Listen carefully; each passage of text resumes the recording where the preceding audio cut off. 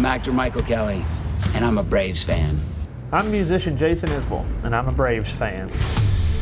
I loved watching Chipper crush the Mets on his way to an MVP. And now, Ronald Acuna Jr. is following right in his footsteps. Ronald hammers it. That baby is not coming back. Watching Glavine paint the corners was a thing of beauty, just like watching this current rotation carve up the National League East. And he puts him away. Great pitch. I saw Frenchie live out a hometown kid's dream, paving the way for other ATLians to do the exact same thing. The hometown kid is the hometown hero today. I watched Smoltzy's 3,000th strikeout.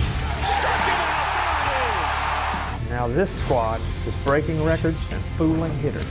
The fastest to 200 strikeouts in Major League history. Tonight, these legends are watching a new chapter being written along with all of us in Braves country. Sharing in their passion for the best team in baseball. Stretch! Stretch! You can put it on the board! Yeah! Last time the squad rose to the occasion. And that'll do it. Woo! Start the buses. Poor Larry a crown! Oh! Now it's time to run it back. So grab a seat, pour Larry a crown, and let's watch our Braves play ball.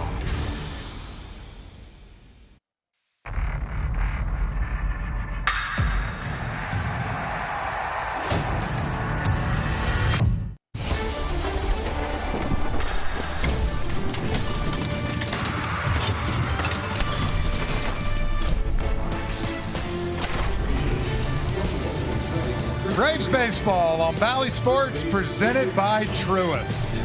Well, here we are, guys, for round two. And I got to say, they got me right off the start here. The three Braves Hall of Fame jackets, and I'm sitting here in my shirt. So go. You know, Michael Kelly did a good job. You ever seen him on Jack Ryan? I'm going to get him on y'all. Jeez. That's all right. We got some good stuff coming, but are y'all excited? We are. Heck yeah. You ready to roll? Yeah. Larry, want to have a crown? Yes, sir. Well, first off, we'll get to have some fun in a little bit, but Smoltzy, Charlie Morton, the ageless wonder going tonight for the Braves. Yeah, Charlie Morton eating up innings and striking out batters. If he throws strikes with his fastball, he's got that curveball he can go to any time. And I think for Charlie Morton, he's just tuning up for what he does best, and that's in the postseason. And when he gets to the postseason, we know what Charlie can do. By the way, this jacket is very comfortable. And with that, Chipper, I would like to talk to you about the offense. Well, much like Jeff Francoeur's Hall of Fame jacket missing, the Braves offense has been not what we've expected of the last few games. We're not getting shut out. We're still scoring some runs, but not at the rate that we're used to seeing. Hopefully a couple new faces in the lineup tonight against the lefty, Kevin Pillar and Vaughn Grissom, will help spark this offense. Well, it's going to be a fun night. I mean, rubber match of the series, Braves, Mets, always fun. So we're hoping that the sequel is going to be every bit as the first one. So we've got Braves, we've got Mets, we've got Game 3 of the series coming up right after this. It should be a lot of fun, a lot of stories, a lot of laughs, and hopefully we'll get some play-by-play in too. Who knows? We'll see how it goes.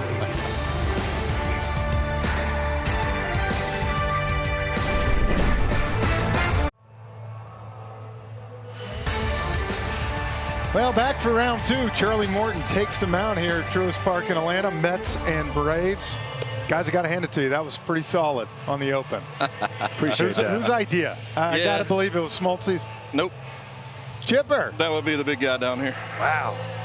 Didn't see that one coming. It was only because our Hall of Fame jerseys, we couldn't find them. Like Tommy had his framed, and I've lost mine in the move, and Smoltzy's always got his ready for golf. I wear it every other day. Yeah. Yeah, Charlie Morton, 24 starts, you see, 12 and 10, 3.54.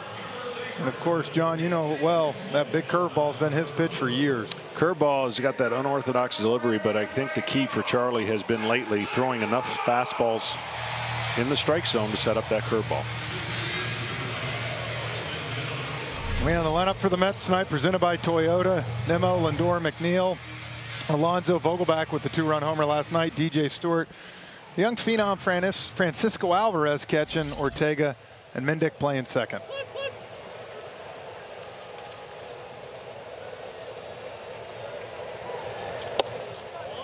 First pitch at 7:21. The game time temperature is 91 degrees. 91 at 7:21.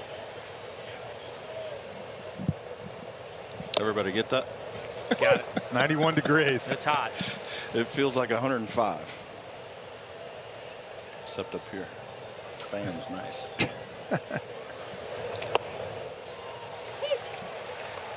We got Smoltzy's score sheet ready for him. How many innings do you think I'll get in? 5? 3. That's the over-under 5. Before you lose interest, or you make a mistake? I lose interest. Oh, all right. No, that'll work. 3 good fastballs there by Charlie. That at bat. Chipper, first Ford Key, what do you got? First Ford Key. Hey, Braves, unbelievable against left-handed starters this year, doing really well. We got, like I said in the open, 2 guys at the top and bottom of the lineup that are anxious for some playing time. We'll see if they can spark this offense. Smoltzy. Let's throw strikes with that fastball. We already saw it. Thomas? Stay in the moment. Got an off day tomorrow. Big road trip coming up. Don't look ahead. Take care of business. Man, we're going to finish it off with another crown for all 4 of us tonight. Even you, Smoltzy. I want to see that. Got Uber lined up. See, isn't this Charlie in a nutshell right here? You know, comes out, establishes the fastball with Nimmo, and then the first sweeper is one that's, you know, off the shin of the left-handed hitter. That's the thing with that curveball all the time.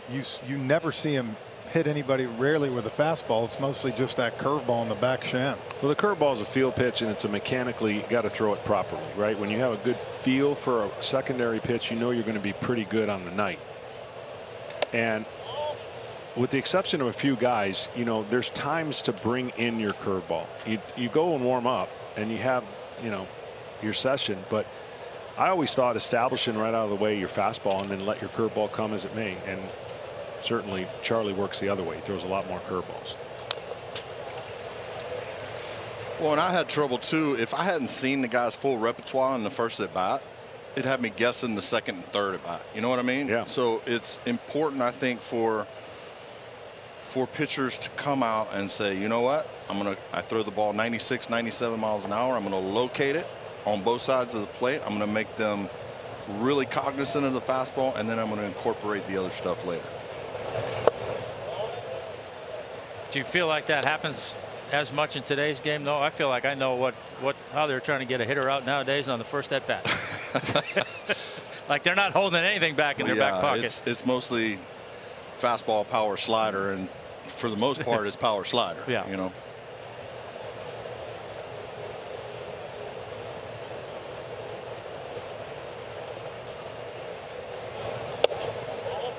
And this has been Charlie's one struggle. Last start, he was actually phenomenal throwing strikes, but start before that, 7 walks for Charlie in New York. And a couple starts before that, 4 and 5 walks. Yep. Yeah. Just leave yourself no room for error. It's a good 3-1 fastball. Yeah, not the count you want to be in with this guy. He has worn the Braves out in his career. 346, 4 homers. He's been a tough out.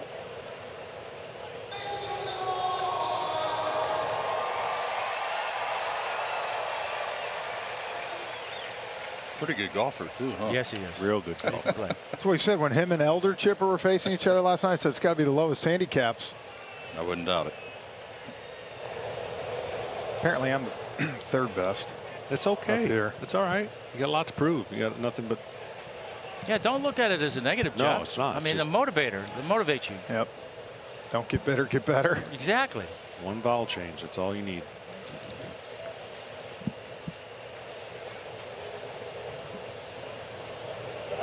Takes off. It kept him out of double play. Yep. Chipper, what would you do if you had to use his bat?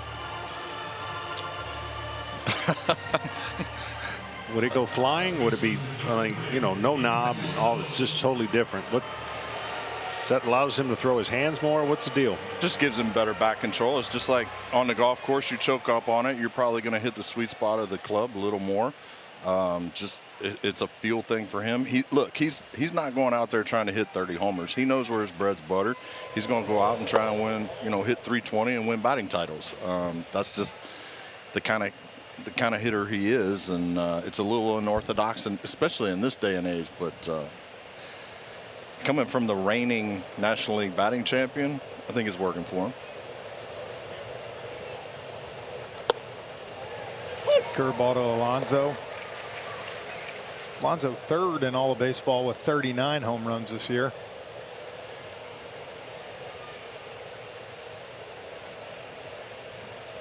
Do you have Brandon's notebook right there? No.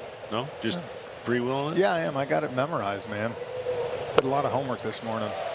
That's the game notes, John. I found it. Thanks for the tip, by the way, last You're week. welcome. Thanks for the pencil sharpener. Yeah. Appreciate it. This thing's a beauty. It is. Does a good job. The other one's just completely done. It's toast. Shot. I don't know what happened to it.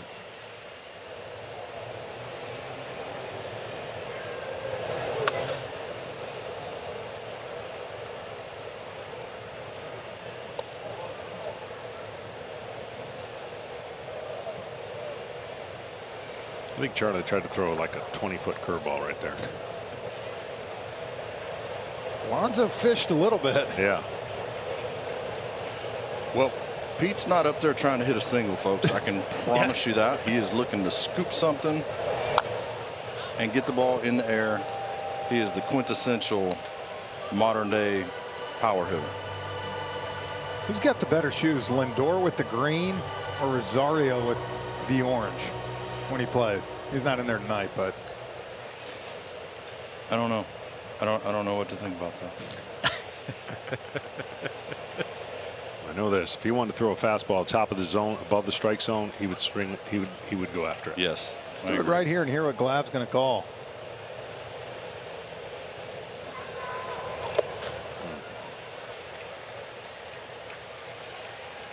We're going to call another pitch, it looks like.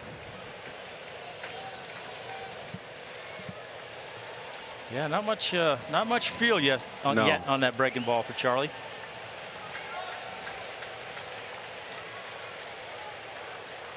He still could get above the zone with a fastball. What's he doing? He just overcooks it. Yeah, you're trying to throw it. I mean, you're trying to break it as much as possible, and you're basically hanging on too long, and you spike it. And you throw breaking balls out in front of you.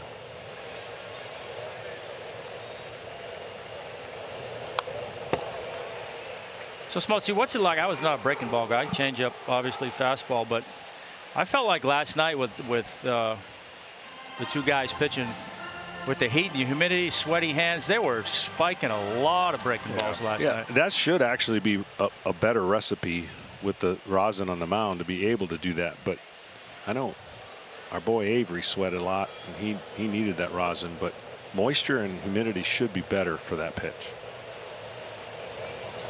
Swing and a miss on a breaking ball there. That was a good one. Scoreless top of the first inning for the Mets. Braves are coming to bat. Weak sauce. Back to the bottom first here at Truist Park, 0-0. Tom Glavine with the great call to end the inning. And now the Atlanta Braves batting order presented by Toyota. Snit actually kind of thrown in a wrench. Yeah, he did. This is as messed up as you will see a Braves lineup. Acuna in right field, Pilar hitting second, Riley, Olson, Ozuna, Murphy, and then Harris moves up to the seventh hole with Arcia and Von Grissom getting the start tonight at second against the lefty, facing Jose Quintana. Yeah, I almost took a chance and just penciled the lineup in without looking at it, and would have been wrong. Well, I think this is a good opportunity for Snit to get some guys in the lineup against a lefty. KP, Kevin Pilar, needs some reps. In case you see some lefties down the stretch, obviously Von Grissom and Nicky Lopez kind of platooning out there at second base, so it makes sense. Hey guys, how about this? Just got this note. Acuna at home, 333 average. Away, 333 average. At home, 14 homers. On the road, 14 homers. So what's he hitting on the year? At home, 37 RBIs. On the road, 37 RBIs. And at home, 29 stolen bases. On the road, I don't know how I'm going to get him, but I'm going to get him. That's pretty good production, I guess, home and a road.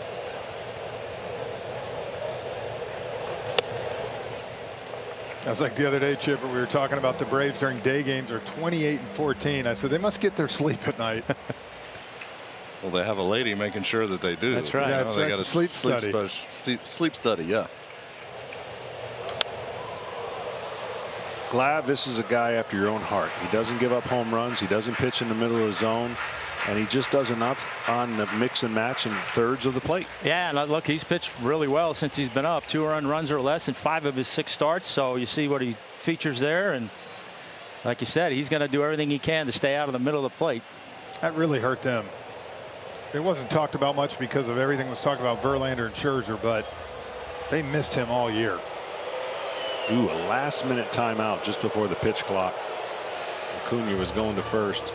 He doesn't want to walk. He wants to hit a homer. Guys were talking inside before the game. He's got a little ride on his fastball. It's kind of one of those Invisa fastballs that's got a lot of spin. It might not look that hard, you know, maybe 92, 93, but it plays probably 95, 96 just because of the carry. Swing and a drive. Foul. Oh, wow, that would have been. I love it. You got warmed up. That was riveting. You warmed up behind me. You're about to have a strike 3 called in the inning and a home run. Well, that's going to be the first worst inning. one if you can't tell what it is, and then you go, oh, home run. Got to have a little excitement with it.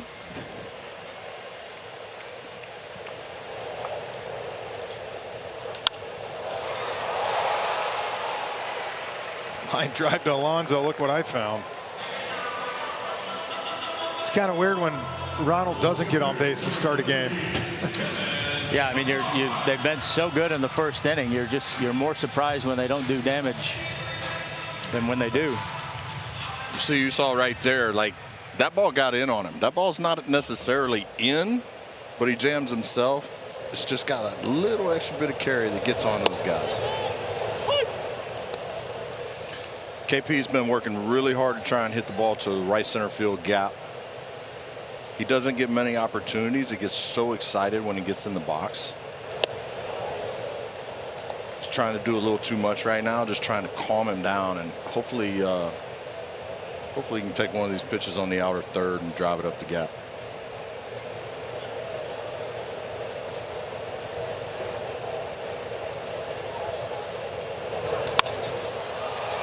Missed that one. I know somebody, Chipper, that got really excited when they got into the batter's box. Captain Caveman? Sitting to my left over here. Okay. You had a huge smile when you would go to the plate. That was ready to hit. I loved it. You know? I loved it. That's I'll ready never to go. forget sitting next to you and go, Frenchie, just try this one time. I promise you, if you will take the first pitch, that pitcher is going to have a weird look on his face. And you go, I'm going to do it. I know this. It'll be 1-0 because it'll be a slider off the plate. But the problem is he didn't do it. Austin Riley with the single up the middle. Well, I wasn't going to say it, guys. I think I got the Hall of Fame, but I think Snit made a mistake not putting me in the lineup tonight. Oh, my. I just want you to take a look at those numbers right there. Wow. Very nice. I'm starting to think maybe Jose Quintana pitched for Brookwood. That was a guaranteed win. Look at that, the Parkview grad. Well, it's good to see those two get a couple hits under their belt. They've been scuffling lately, and I'm pretty sure that's one of the reasons why this offense has slowed somewhat over the last 4 or 5 games. Well, and right now, Chip, the way this guy's going, Marcell Ozuna, you get a couple guys on, you feel good about your chances. 100%. We got Momo swinging to the north, which means towards the jumbotron, and he is centering a lot of balls. Tom, get your call ready. Okay, I'm ready. I'm ready. As ready as I can be. I just want it to be a no-doubter.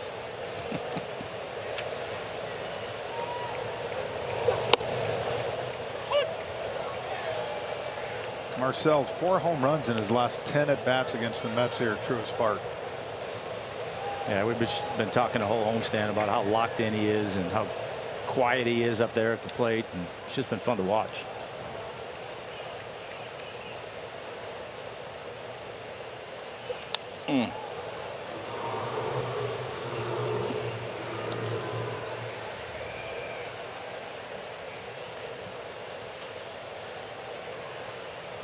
That was the tough thing too with Riley and Olsen, Chip. They got off to such a hot start after the second half. I mean, those two guys for the first 3 weeks were leading all of baseball in home runs.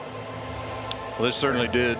You gotta figure at some point you're going to have a little bit of a market correction. Yeah. Obviously, these are the dog days of August, and we got a big lead, and you know there's not a tremendous amount of pressure on these guys, but it's just a little shocking when they go this long without producing. They've spoiled us, I guess you could say.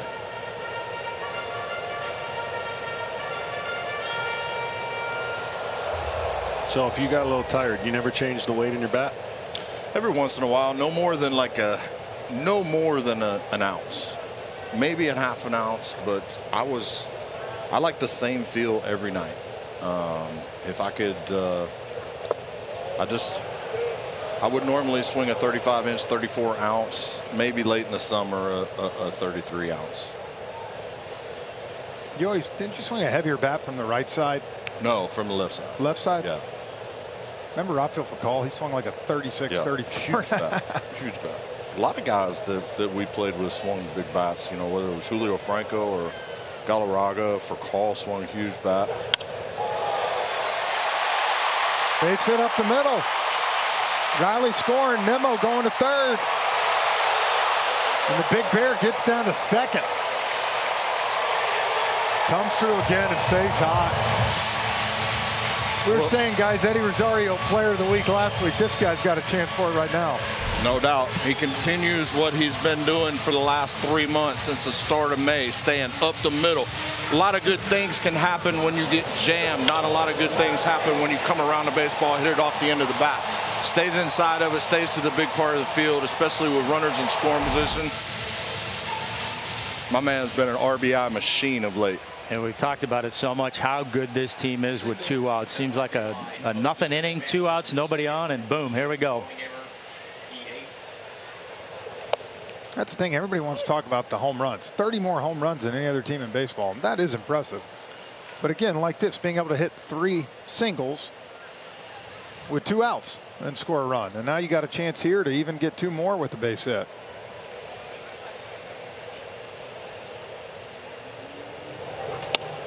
I got to believe pitchers have the same feeling they have in Colorado as they do facing this lineup. Right now. Tough to get 3 outs in an inning, clean outs, 3 clean outs. And so credit to them, credit to that aggressive running of Olsen. It looked like he would have been out with a good throw, but his big frame got in the way. Blocked it. Blocked it. 249 2-strike RBIs leads all of Major League Baseball. That tells you all you need to know about this offense. They are never out of the at-bat. Just like me, when I hit it in the woods, I am never out of the hole. Speaking of DeRosa, Chipper, I know he's been kind of giving us all grief. Did you take him down in Cabo? I did, head-to-head too. It wasn't a team game. That was head-to-head. It was a Ryder Cup final. We had people watching us too. I was kind of surprised to see him get on Tommy, man, because he only hit like 5 career homers. So I mean, it's not like, you know, I mean, he had to find one. What are you not going to challenge him 3-1? Exactly. Come on, D-Row. I know he's probably sitting all by himself up in his apartment in Secaucus. I'll tell you one thing, that round of golf was everything for him. He said that was his chance to get back at Chipper. And he lost. He lost. That's what he said. You know, I mean, Chipper got him traded. Think about it, you know. D-Row was at third, and Chipper decided he didn't want to play outfield anymore, and he's like, Mark, you got to go. That's not what I said. That's not what I said at all. And Mark spent the whole night before you played in Cabo. This is my revenge. This is it. He was building it up, man. And he loses again. He said he stayed up all night counting the dimples on the golf balls. Yep, and he's done. Was that one of those intentional walks right there with the lefty? He got the lefty up. 100%. But this guy's not too phased by lefties. What was his big adjustment, Chip? I know we talked last time he was just getting going, but now he's been doing it for 2.5 months. Yeah, we just got him to abbreviate his leg kick. His leg kick was so high, and he was taking his body and his hands forward with him whenever his front foot hit the ground. Now we've got him abbreviating the leg kick and getting separation between his stride foot and his hands, and it's keeping him on balance. Obviously, let him see the ball better. This kid, I love this kid, man. He works. He's got a good idea and a good feel for hitting. And I just think, man, we've just begun to scratch the surface with him. There's some juice in there too, boys. Like this. Oh, I thought that was going to fall. Yeah, the Braves strike for 1 in the first, head of the second. Let's take a look at John Smoltz. Thomas Glavine. Yeah, sit down. Time to check out our quick stats presented by Bounty. Age 39 season, Tom Glavine, 13-13. All right, 3.53, pretty good, 12% K rate. John Smoltz, 16-9, very nice, 3.49, 22% K rate. Charlie Morton, 12-10, 3.54. And a higher K rate, 25%. He's got a much better K rate than these guys. Yeah, well, Stats say it. It's not saying much about me, Jeff. It's got to be true. It's got to be true. As long as they don't fire us for reading stats. Daniel Vogelbach hit the 2-run homer last night.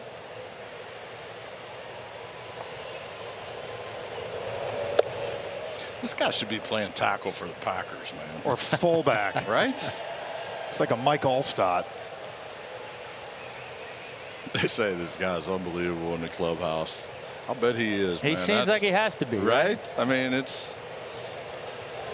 I mean, he hit a ball down the line the other night, if you remember, over Olson's head, and legitimately didn't even try to go to second. Went all the way to the wall, and I thought Brian McCann's got to be the only other guy that would do that. That might come back to haunt you. I mean, you got a list that says hit list on it, and you've just checked off 3 guys on it. Bam, right off the bat. Dero, BMAC. Yeah, but Dero kind of attacked us all. Well, he was getting asked to. Yeah, blows it right by Vogelbach. I think that's a great pitch.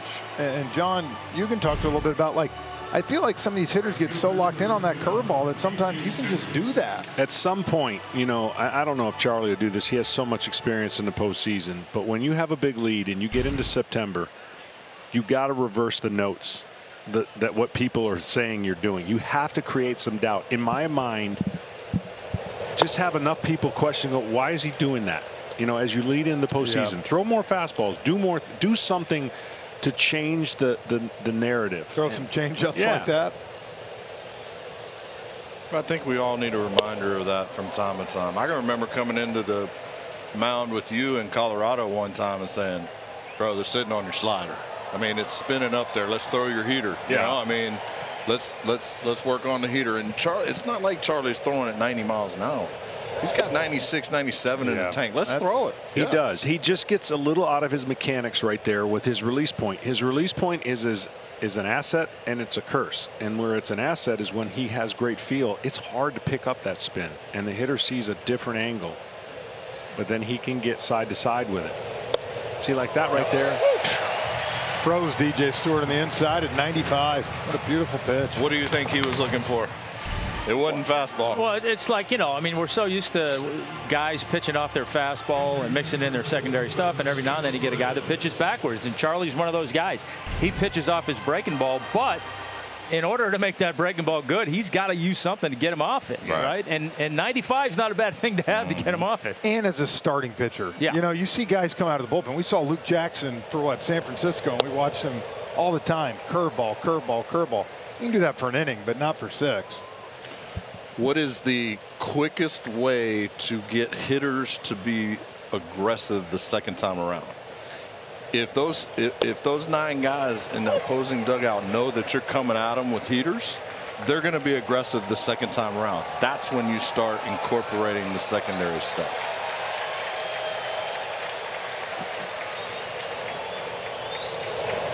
And that is 3. No infielders needed, no outfielders needed. Charlie Morton strikes out the side. He must have been hearing us, because here you go. Boom. Caught looking. And then Uncle Charlie. We go to the bottom of the second.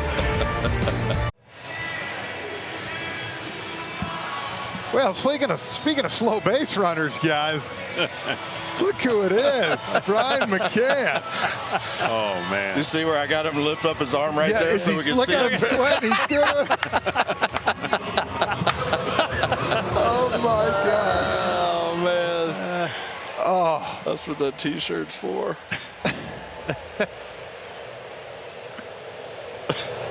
Back to the bottom of the second. Orlando Arcia.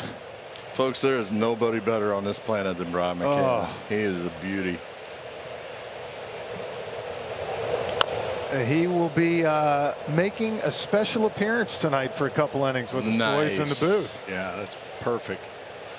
I feel like he needs an umbrella right there. Yeah. Those people next to him need a rain suit. So not nice. He's the only guy I've ever seen sweat through a sport coat. Like we would sweat through a T-shirt. Yeah. He sweats through a sport coat. It's unbelievable. I always said he's the only catcher in the history of the state of Georgia to put on weight during the summer here. He's not even here, guys. That's all right. We're just, we're just warming it up. Yeah. It's easier right now. We don't have to put up with the retorts. Oh, I wish you had an earpiece in. He's just sitting there so peacefully watching the game. That bald head is beating up as we speak. He's got his young little guy Colt with him. Speaking of good little hitter, he's got a nice little lefty swing. No, he rakes, actually. Really good swing.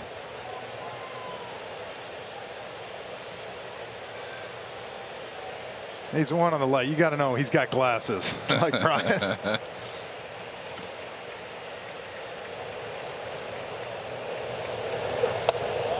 Good at bat right there. What a year he's had, huh? Right? Like everything. I mean, we knew he could catch it and throw it, but for us to get, what's he hitting? 280, 290, with the clutch hits too. It's been the clutch hits, and it's at bats like that leading off an inning in the 8-hole that gives the top of the lineup a chance to do some damage. Yeah.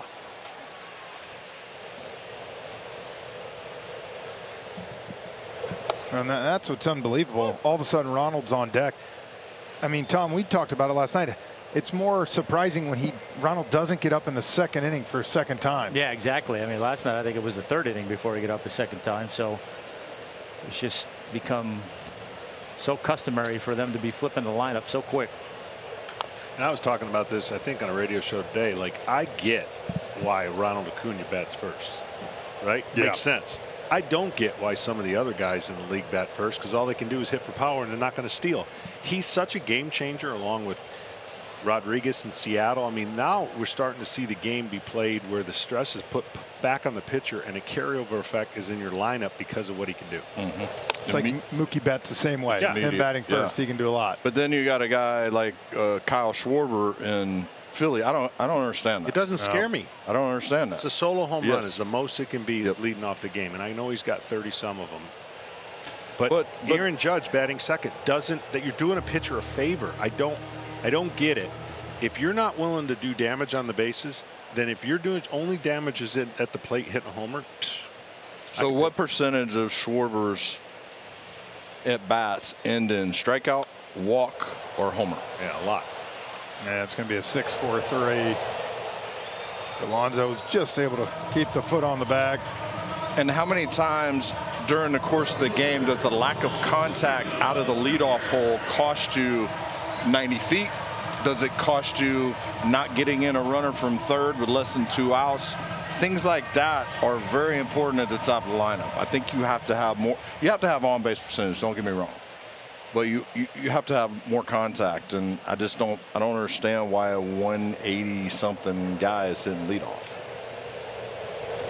Yeah, and my point to finish that, even if you have high on base percentage, but you never take another base, you just take up first base. Take up space. You're not really creating any stress. So it's constructed that way because of 162 games, which gives you a 1.7 more chance of winning a game. Well, it's to your point, right? I'd rather give up a solo home run to start out the game than to have a guy like Ronald get on first base. However, and now you're in the thick of it, and you got to worry about a running game. And you're going to make a mistake. Yeah, you're going to make a mistake. That's like the thing for the Mets for me. Brandon Nimmo, fast in the outfield, can go get it, gets on base, but he doesn't steal. Doesn't steal. That one blows my mind. Sprints to first on a walk. Well, that's what I'm saying. He's a great athlete. Does he run faster to first than he does the second? That's a knock. Yep. You might as well hold it. There's one of the big reasons why he's hitting leadoff right there. Yeah. Because he doesn't have to barrel a ball to get on first. No, Danny Mendick did everything he could right here. This is actually a really good play. The ball takes a funny hop on him, and he gets it over there as quick as he can, but Ronald's smelling it right there. Yeah, once it took that sideways hop, he had no shot. It reminded me of a play that somebody made. I think oh, yeah, it was you. You hit it. I don't think you went that far over. I was in the third base coaching box by the time I let go of it. Kind of like D-Row finding his home run. You found your one play. And it'll always be there.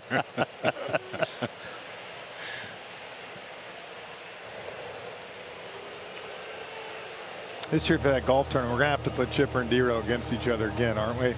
Oh, yeah. I'm game. It's worst I can come out of is 1-1.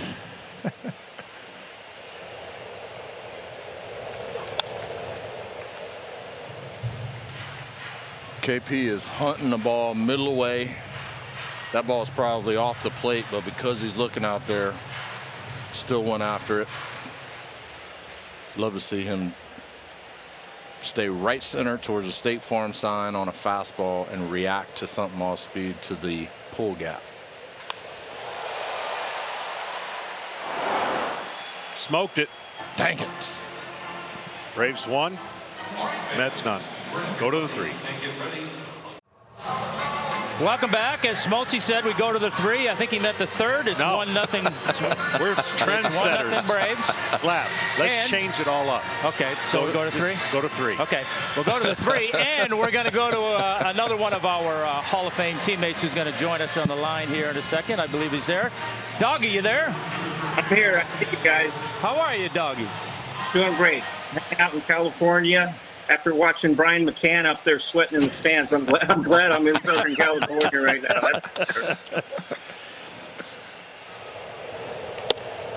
Well, how you been doing? What's going on out there in Southern California?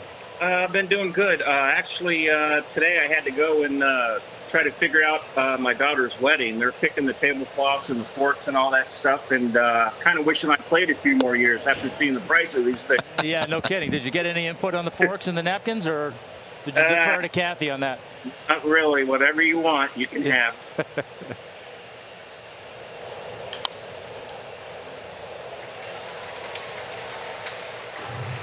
This is a little different than the last game we did. I think we had 30 hits by now. Yeah, we were anticipating a pitching duel, and we had Strider and Verlander getting ready to take it to the house. Doggy, I got to ask you one question. I had a conversation with Bryce Elder today, and he said he referenced a conversation with you. Anything you can let us know what you imparted wisdom-wise on him? I have a feeling maybe a cutter might be in the offing in the near future. Yeah, I did mention a cutter. You know, his fastball's got that good, sink down and away to left. If he can get his own running it, so I think would really help him out an awful lot. He already has a pretty good breaking ball, and changeup is excellent as well. So, just to get that little different look of something running in instead of a way to the lefty, that would help him out tremendous. That will certainly help him against lefties to get him off that sinker and change up away. Absolutely. Hey, Doggy, people forget you broke in the big leagues with a 4-seam fastball and a curveball. Is that correct? Yeah, pretty much. I mean, I was, fastball, curveball. I always kind of had the 2-seamer. I did throw a few 4-seamers up there, like all young and dumb pitchers. I do it harder, I do better. But,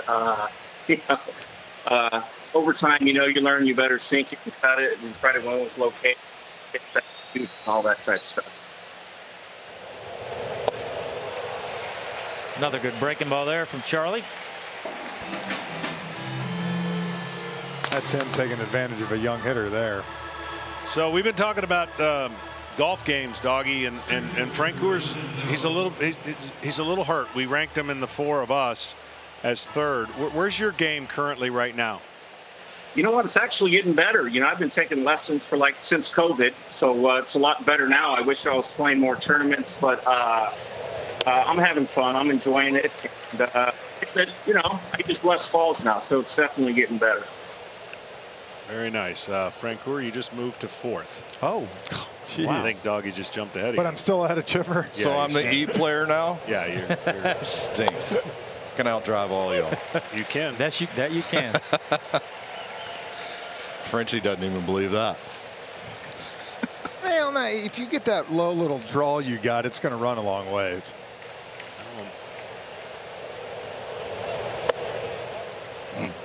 Doggy, you got any hair jokes for Smoltzy? I'm all out, kind of like him. I mean, haven't. But every time I do see a hair commercial on TV, I always think of him. So, he's definitely in my thoughts.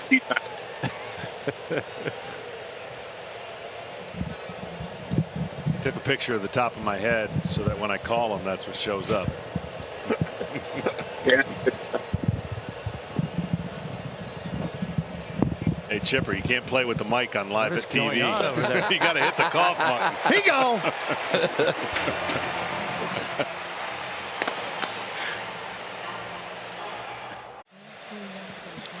Bottom 3, Glaff, and we got to bring back Tommy. You brought in Glaff, or you brought in Maddox, right? Yep. I'm going to bring in Fred McGriff, the crime dog, and Freddie, the newly Hall of Famer. Congratulations, man. I told you I hated missing. I had to have a hip replacement, but I want to be the first to say congratulations. It was you again. Thank hey, Chipper took care of me. Hey, he made sure they didn't steal my binder and everything else. So I was good to go.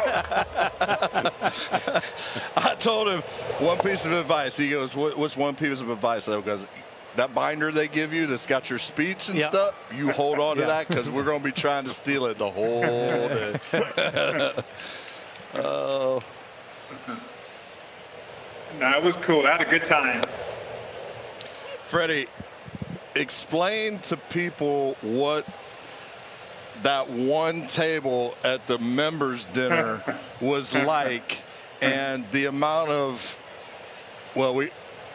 it's been well documented there were over 4,500 home run lifetime homers at that table, but I know what I felt like the first time I walked up to it.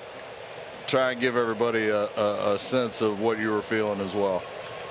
Well, it was great, Chipper, because I tried to go sit with Ozzie Smith and Craig Biggio and those guys like that, right? And Griffith Jr. and they're like, wait, Fred. Yeah, time out here. That's the Punch and Judy table. Hey, you can't sit over there with those guys. You got to get over here. So I was like, my bad, dude, my bad. You got 500 homers. You got to sit with the big sticks. Yeah, you know what I'm saying? Yeah. With Eddie Murray and those guys. Yeah.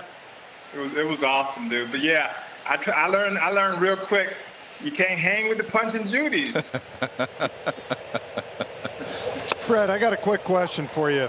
Since we showed it so many times last time, walk me through opening day in '95. You're catching a lazy fly ball. Greg Maddux is next to you, and Chipper Jones barrels him over. When did you know? And what were you thinking about this young rookie? Well, no. We just had some great individuals on our team and so forth, and so we just enjoyed playing with each other every day. So to see him just run him over, your first reaction is just to laugh. Hey, what else you gonna do? Doggy wasn't laughing. Yeah, I was going to say, that's what I really want to know. What did Greg really say? I know I've still got a limp. There was a bunch of 4-letter words, I can promise you. No, but you know, Here we go. Here we go. Look at Crime Dog just camp. Right. Nice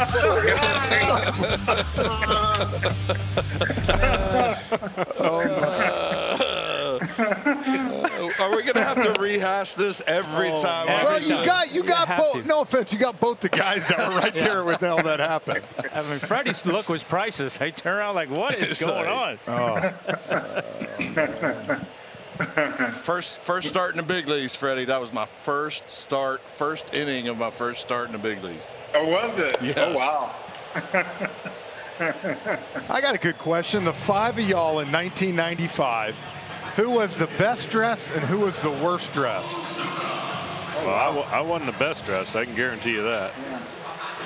Maddox had the fewest clothes. I know that. Yeah. And the least amount of underwear. Well, we didn't have. You don't have to go there. Well, that's a smaller suitcase. I'll go for that. But I always had clean shorts on. I don't know why we went there. They might have been turned inside out, maybe. So who was the best dressed? Was it either Fred or Tom?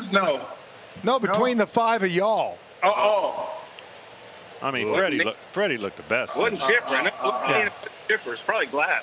I would say Glad looked good. Who was the worst? I don't know. I'm gonna say Freddie. He could beat the crap out of all of us. Well, back then we all had to wear suits on the plane and everything. That's true. Yeah. Nowadays they just wear anything.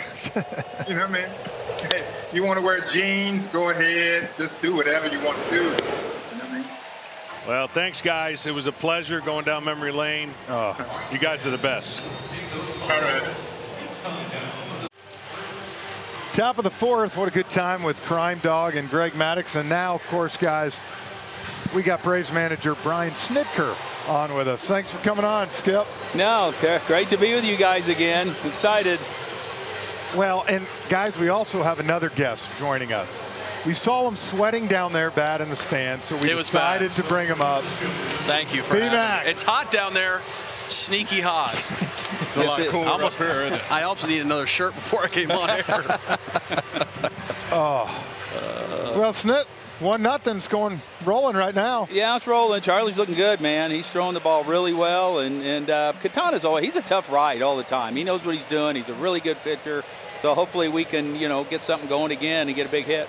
Snit, we talked about Charlie establishing the fastball early in games so that he could, get outs with that breaking ball later on. A couple times through the order, he really seems to be locating that fastball pretty good and not getting very good hard contact off. No, they're not. I mean, they're getting a lot of swings and misses. I think Murph's doing a really good job with doing that. Especially after he hit Lindor with that first breaking ball, then he kind of went to the fastball, and it's been really good for him. Snit, I got a question. Glad. So you think with some of the rule changes, one of them being the bigger bases, you think that would have opened the stolen bases game up for Mac a little bit? Yeah, absolutely. I mean, you never know. He's that guy that, if you didn't pay attention to him, he's liable to swipe one. That was before my time, Snit. I would have been cruising on the bases. Snit, who do you think would win in a race, Mac or Vogelbach? Oh, Mac would blow him away. Let's go, Snit. That's what I'm talking about. Mac would blow him away. That's what I'm talking about. The best thing I look forward to when we play the match is watching Vogelberg warm up before the game.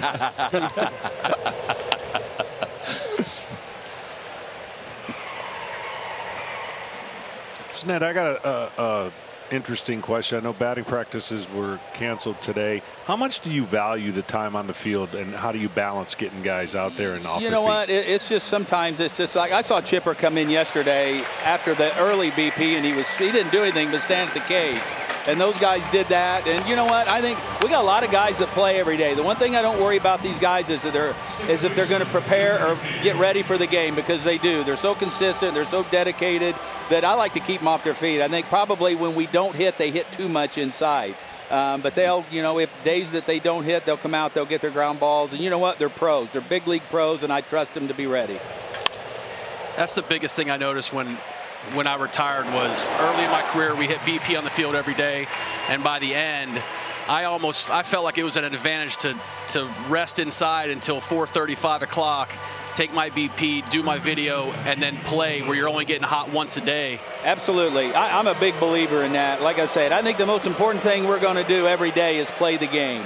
And I don't worry about these guys preparing. I think a lot of times they come out. You know what? When that game starts, nobody knows whether you hit or not. So, you know what? It's optional for me pretty much all year because I trust what the guys are going to do. Well, I can certainly see going in first day into a certain city, a different ballpark. We've been here for better part of 2 weeks. You go into San Francisco. Maybe the first day in, hey, let's have batting practice. Let's everybody get used to the surroundings and whatnot. Yeah, and I always like the guys to take ground balls on the new diamond. Right. Yep. And that first day. And most of the time, we're going to hit probably 95% of the first days, unless it's a late night. We get in at 4 or 5 o'clock in the morning, and then we won't. But most of the time, like you said, I want the outfielders to see what the ball's going to do off the wall. Let the infielders take a few ground balls and then play the game. Look at that. We just showed a highlight of B-Mac's triple sliding into third. And look who's the third base coach. I know. Did he with a mustache. Snit, what were you thinking when Mac rounded second? No. Hey, and I always thought that if you get a triple, you have to slide head first into third, or you really didn't get a triple, and that slide was terrible. I'm gonna tell you what. Every time Mac was on first, I would always tell myself in that third base box, "Don't score Mac on a double. Don't score Mac on a double." I can count on one hand how many times I scored for first base on a double. I know. You got to bring that mustache back. I did in the offseason. It's all white, not even close to what it used to be. Beard, mustache, hair, everything. So I'm better off taking the double-edged thing in the shower and shaving it all. All right, Snit, you're the best. See you guys. Thanks. Look at that, boys. B-Mac getting the fans fired up. So's Charlie Morton. 1-0. He's incredibly good play. Well, you know what? I got a chance to throw this game to my man, Brian McCann. Complete game, and then bam, homer. Now, the hardest part of this whole game for me was not throwing to him. It was seeing the picture in my locker of him as a 9-year-old as he caught me, and the rest was history. We had a blast, and oh my, did time fly by. That start changed my life, because you went into Bobby's office after that. I did. Look at that. How do you pitch? How do you pitch after seeing that? That doesn't look like Colt McCann. I don't know what does. Isn't that crazy? We won 7 in a row. I went into Bobby's office, and I said, that's who I want. And he goes, you got it. I was only supposed to be up for a week, and then you stuck your neck on the line. It was, next thing you know. Gave me energy. Well, you also hit. Yeah. I did, yeah. That keeps you there, too. Yeah. But you got to have the opportunity. Like, he gave it to me. It was awesome. We had a blast in the playoffs that year. I got a chance to walk him through the first inning. Yeah, that was when I knew I was in a different class. When you told me I said, we're going to face Biggio, and we're going to throw him 3 straight sliders. He's going to swing it all 3, and we're going to get through the first inning with all sliders and pitch backwards after that. Meanwhile, I'm warming up you in the bullpen, and I would have been a junior in college, so all my buddies were down there looking at me, and I'm catching the ball, throwing it back, looking at them like, I don't know how I got here, but here we go. And then, 3 or 4 innings later, boom. Little Roger Clemens 3-run bomb. That was awesome. I think you hit me so hard. Yeah, well, I was fired up because I walked. Here we go. This is the playoffs, and I'm going back to starting, and here's Biggio. Faced him a million times. And we got what we needed, right? We had 3 sliders. Yeah, you called it to it. It was crazy. And then you threw it around. That's when I knew there were levels to the game. Right there. Right there. And then Glab used to throw that change up into righties where I never saw it before, just to see where their heads were at. I don't know. You guys taught me a lot about the game. And did Glav ever throw any changeups into you when you were hitting? Yes, I rolled him over to first base all the time. We were talking about that the other night. I used to get so mad. You were the first one that started doing that, and we're like, you can't do that. No one's ever done that in the history of baseball. Now everyone does it. You're ahead of your It's time. more and more of it, for sure. It's a good pitch. What are you going to do with it? You told me power hitters, first pitch, change up in. Let's see how far you can hit a foul. Strike one.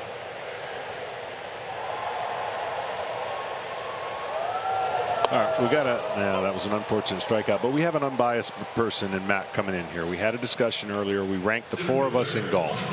Okay, you're not in it. If you had to rank, the fifth. No. If you had to rank the 4 of us, we all know who number 1 is, so that's not the hard part. Who would you go 2, 3, and 4 between Glavine, Frenchie, and Chipper? You all are really, really good. Oh, you can't give that answer. That's tired.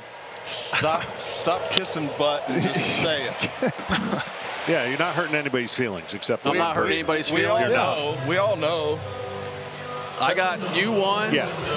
You 2. Glad 2. Oh. That's exactly right. You 3. You got it right. Chipper 4. That's exactly right. You're not the third person that's been able to do that.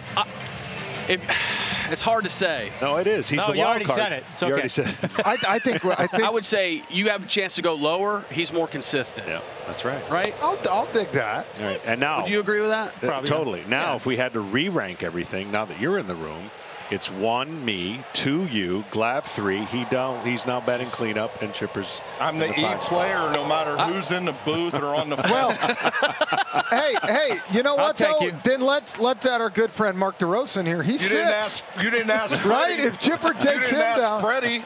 Like, I'm better than Freddie. You are. He's not in the booth. You didn't ask him. No, but he's not in the booth. No, but Chip, if D-Row was part of this conversation, he's 6. Right? He's playing good right now. But Chipper took him down in Cabo on the water. On the water. I think there's a mental block there for D-Row with Chipper. I don't think he can get over it. We're going to find out in December 9th. Because they're going to head up again, aren't they? They got to head up again. Yes. Hey, if there's one thing I know about D-Row's game, he hates the sand in Cabo.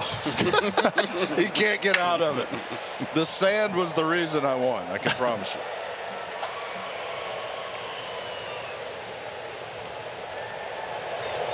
Well, the first game we did this, we got a 13-10 game. Yeah. And now we're getting the game we should have probably gotten the first game. Exactly.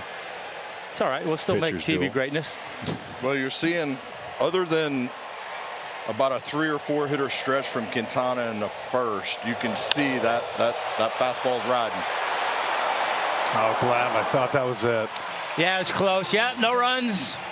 We're going to go to the top of the 5th inning, but speaking of strikeouts,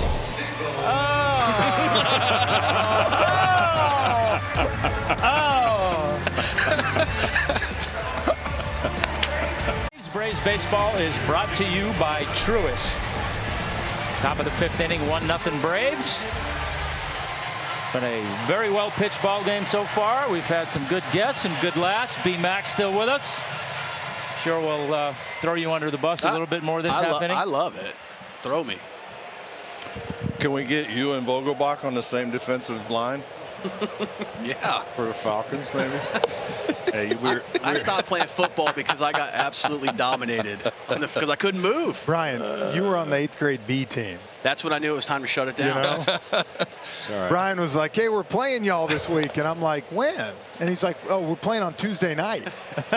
You're like, Tuesday I don't night? play on There's Tuesday a game night. on Tuesday Yeah, the night? extras play on Tuesday night. That was a long snapper.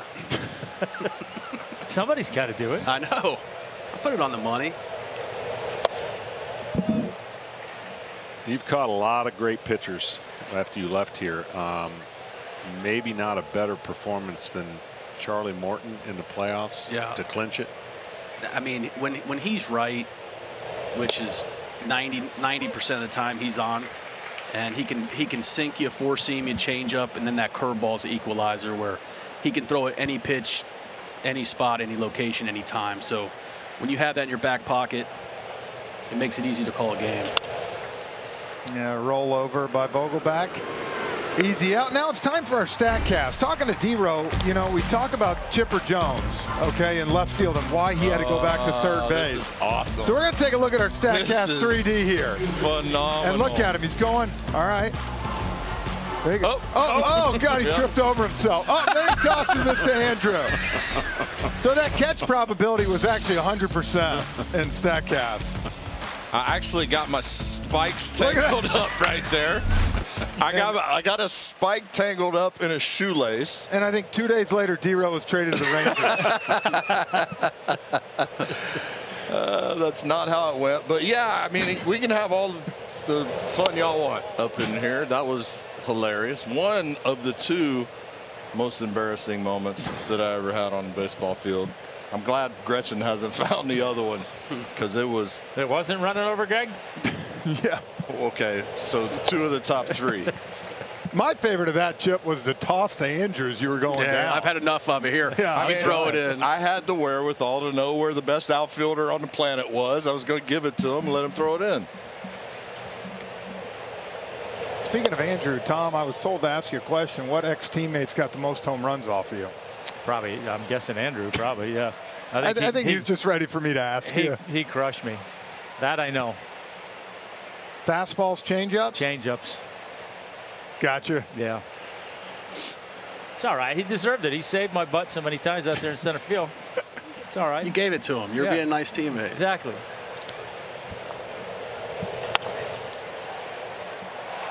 Oh, that might be a review. That was a less than an emphatic call there. Man, he's got an arm. See how Matt Olson just looked at the umpire? Yeah, he was not real sure and ultimately decided on fair. Oh, the chalk, chalk flew up.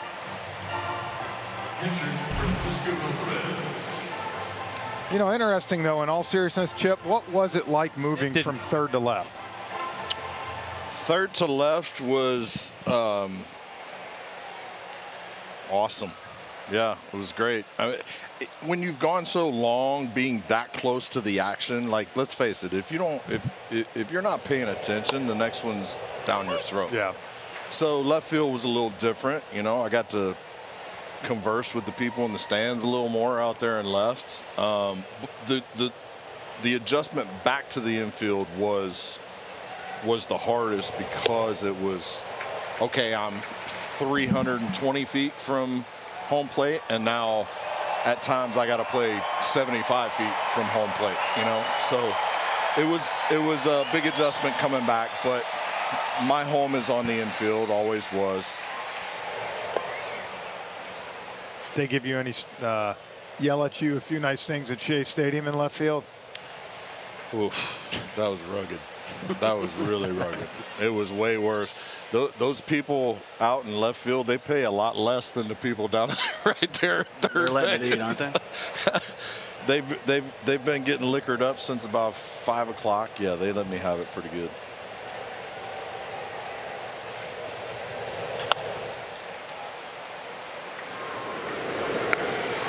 Well, B-Mac, I mean, you played the hardest position, and your body got beat up the most, but you're hanging in there? I feel great. Knees feel great. You beating him on the golf course doesn't feel great. Well, but yes, I do. I feel great. What's the biggest thing you miss? I mean, I missed the playing, obviously competing, but the most I missed the plane flights, card games. I would say. You miss the action. I miss that probably the most. Yeah. Anything better than going to a West Coast trip and getting Pluck and all the games going, and then you go, and then you get there and eat a steak and you get the meat sweats. Yes, that's what I miss. But somebody else pays for the show dinner. That's the good part. That's it. When I played with Freddie at the end, I told him, I was like, hey, I'm not paying for a dime. You should. My wallet is no longer coming out on your team. You know what I miss? I miss the reality of Frank Coeur getting put in handcuffs thinking it was a joke.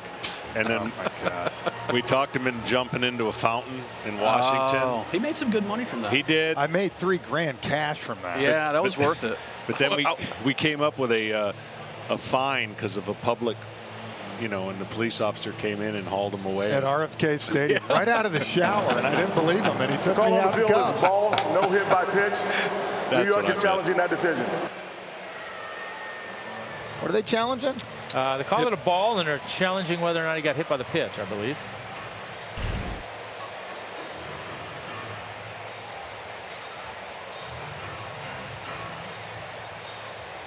Did not. I don't know. Did it skim across his toe? I don't see anything.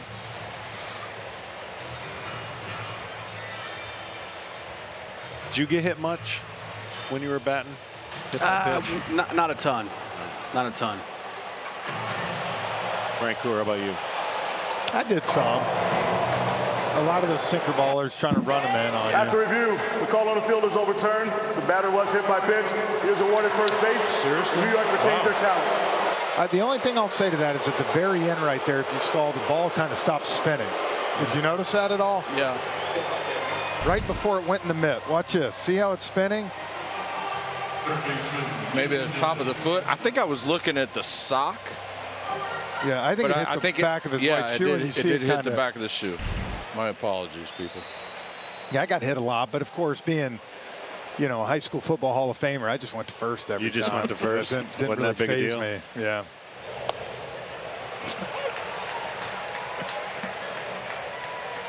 I got hit 18 times in 19 years. It really is unbelievable. We And you did got- that a couple years ago. I'll never forget when you were coming in and it kind of got you. You were like, I just don't get hit. And then that day, you got drilled. But you didn't wear, I got to give it to you. You didn't wear any guards. You didn't wear anything. You just went up there. No, just 5 pairs of sliders.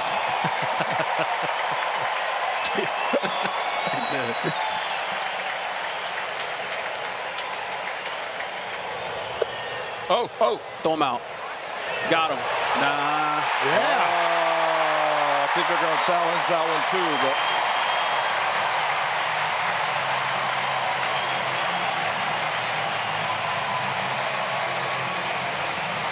got him. Well, he got him. What a play. Now that'll do it. B-Mac, I'm going to see you in the morning, right? Got him. Okay. 1-0 Braves, bottom of the 5th. Last night brought back some memories for me. You see, Alonso takes it like a man. Goes down to first, nothing said. Get a flashback here. John Smoltz. Oh, kidney, boys. Does rain in the kidney. Does the tuna? So this is what the tuna looks like. Hey, there was no tuna. It was just around on the ground, having a hard time breathing at this point. And look at Bubba out there, Jeff Porter. Put a little freezer on it, boy. This is how my 6-year-old would have taken one. Oh, here we go. Here we go. How mad were you? I just hit, I think I had like a double or something I hit off the pitch. I think it was Jamie Wright drilled me. I'm starting to think it was on purpose. I've been waiting my whole life for that one. Oh, God, that was so funny. The thing is, Mac, I know you wouldn't have done this because you were a classy teammate. Everyone started laughing right away. Like I could have been carried off on a stretcher. Look, I could have been carried off. Look where this hits look me how in the grown kidney. man takes it, and look how my 6-year-old son takes it. That's awesome. If you could have seen me at the end of the dugout in Colorado, I was literally doing the same thing Smoltzy was doing, laughing on the floor. Oh my gosh! I stayed in the game. I finished the deal. Absolutely. You know. Hey, you got your composure back. I did. I got it back. You probably went 9. Alonzo's a got his polar breath. bear. Smoltzy's a baby bear. Although was that in Colorado? That was in Colorado. That's another story that was. You feel everything differently there. When you threw the bullpen before the game, I was warming Smoltzy up before a game in Colorado, and I was young, so I didn't really know anything. But like he threw, what, 10 pitches? Yeah, it was and the 10th one you airmailed as far as you could out of the stadium, and you're like, all right, let's go. I'm like, whoa, this will be a good one. I don't know what you did in the game, but I've never seen that one before. So hard to pitch in Colorado. Glav didn't have trouble, but everyone else did. You corrected me. You had 2 shutouts in Colorado. I did. Correct? I had a few football games too there, though.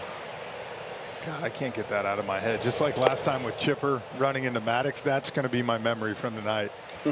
Seeing John just go to the ground. That was 95 in the kidneys, and I don't understand why you can't appreciate how much that hurt. We've all been there. We've all been there. But you guys didn't have to go back on the mound. That's a good point. Good point.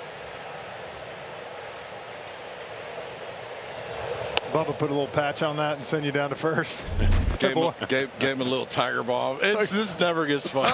This never gets old. There's no tuna. I just took it. I took it. I was a little mad.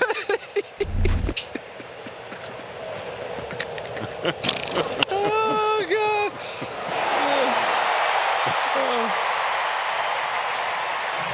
Back to the important stuff. Ronald Acuna with a base hit. Another hit for Ronald. To left. Let's see if we can't get something started. I feel like we need more than one, boys. We're going to need more than one.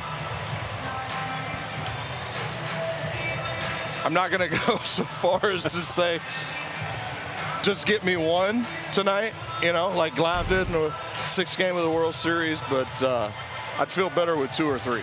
Yeah, I would have felt better with 2 or 3 too, but it worked out.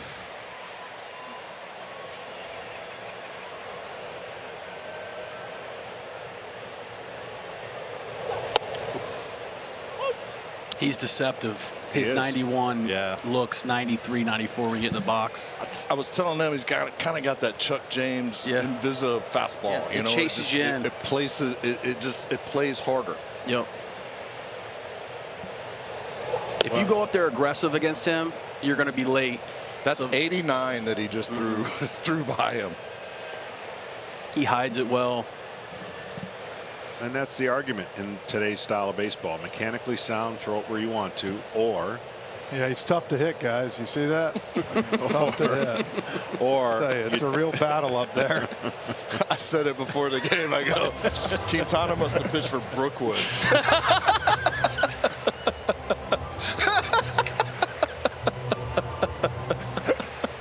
Oh, man. High Throwing shots up here. I love it. Frenchie's still hanging on to leading all of Gwinnett County in career homers. I will say he was special. He was special in the game I came to the state championship, and you went deep twice, game 1, and came in throwing 97. He closed it out? He closed it out throwing 97. Game 2 goes deep twice, comes in the game right after that throwing 98. And I was like, well, he's going to be the first player taken in the draft. Wow. Nah, he was on another level. Although I got to say, my senior year, I was 21 of 22 for stolen bags, and you know who threw me out? Yeah. That guy right there. You got to get a better jump than that. It was the most perfect throw. Then after the game, they wanted to come interview us together, and I'm like, interview him. He threw me out. Yeah. He didn't come back out.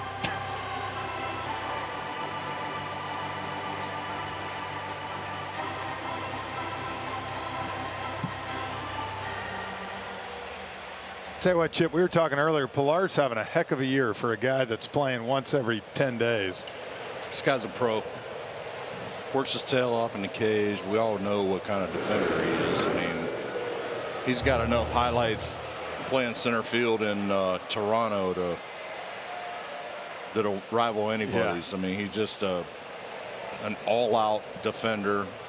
One of those guys you like having in the clubhouse because of the mental toughness that he brings every single day. You don't want to play? Hey, I'll play. Yeah. You know? He's a perfect addition to this team. Yeah. Hitting lefties, Gold Glove D, great teammate, can take you deep. He's just got a lot of attributes. He brings a lot to the table. I liken him a lot personality-wise to Markakis, Nick Markakis. Yeah. He brought a certain toughness to the clubhouse. You know what? You better not skip the game because of a bruise or a skin knee or something like that, because I'm going to call you out. Yeah. You know? And Pillar was like, the only difference is Pillar might get to play if somebody, you know, has a bruise or something. But the fact of the matter is you need those tough guys on the team to balance out the squad.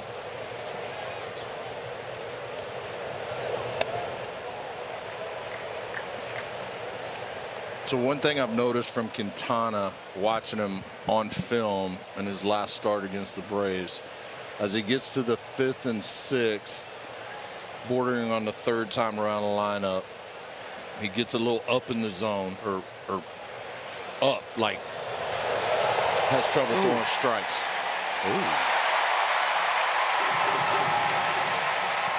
I don't know what that was.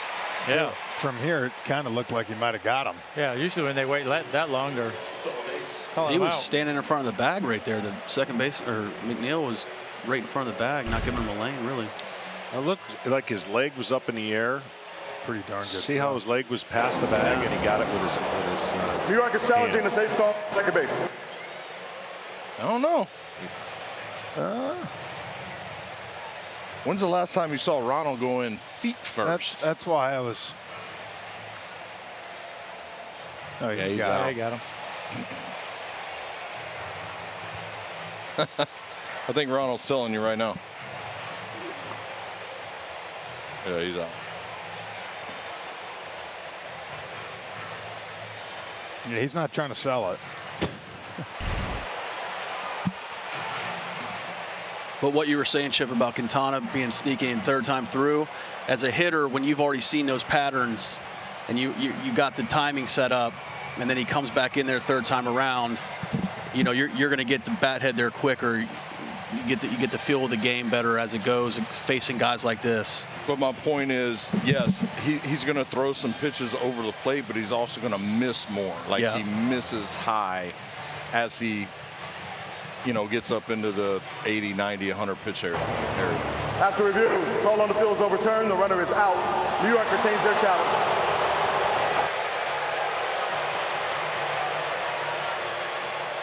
You know what I'm surprised hasn't happened yet is with the rule changes of only throwing over to first base 3 times. I'm surprised a fast runner hasn't gotten a one-way lead just to force throws early, like a huge lead, never trying to go to second, and then entice a couple throws to where now you've got the luxury of. I haven't seen anybody do it yet. We haven't done a game yet where guys thrown over a 3rd time and No. the guy gets second. Yep. I'd throw over 2 times in a row and then pitch out. I like that. No runs on a hit. Nobody left on base. We go to the 6th. 1-0 Braves. Well, top of the 6th, Braves lead 1-0, and everybody remembers this magazine and the cover of this magazine. I remember it. But what about this one right here? Oh my! Look at that! Look at him! Kidding Look me? at him! Is that Napoleon Dynamite? or How what much is did they that? pay you for that? I'd rather get hit in the kidney than do one of those. Vote for Pedro. Seriously, Chipper, Man. would you rather get hit in the kidney or have one of those? That right there. That second cover reminds me of Lloyd Christmas in the tuxedo in Dumb and Dumber. I'd love to go back and ask myself. That is phenomenal. That's great. How in the hell did they let me put that shirt on? Look at the tucked-in shirt. That's horrible, and that's a bad belt. It's like a belt Smoltz wore 20 years ago. They wanted to see if you would actually do it. Hey guys, he's actually doing it now. Can you believe we got him to do this? This was a joke the whole time. It's embarrassing. That's funny. When was that? God, I mean, hopefully a long time ago. It was 06 because I had I shaved my head. Rochi convinced me to shave my head, which was stupid. Why would I ever listen to him? Exactly. Oh, Yeah. listen. Look at that. Wow. I'm gonna have. That is. Yeah, look at that, Chip. You're right. I'm sticking the butt out like Yeah. Lloyd Christmas. That's embarrassing. The cool issue. That's a big magazine. Fly ball to Ronald Acuna, 1 out.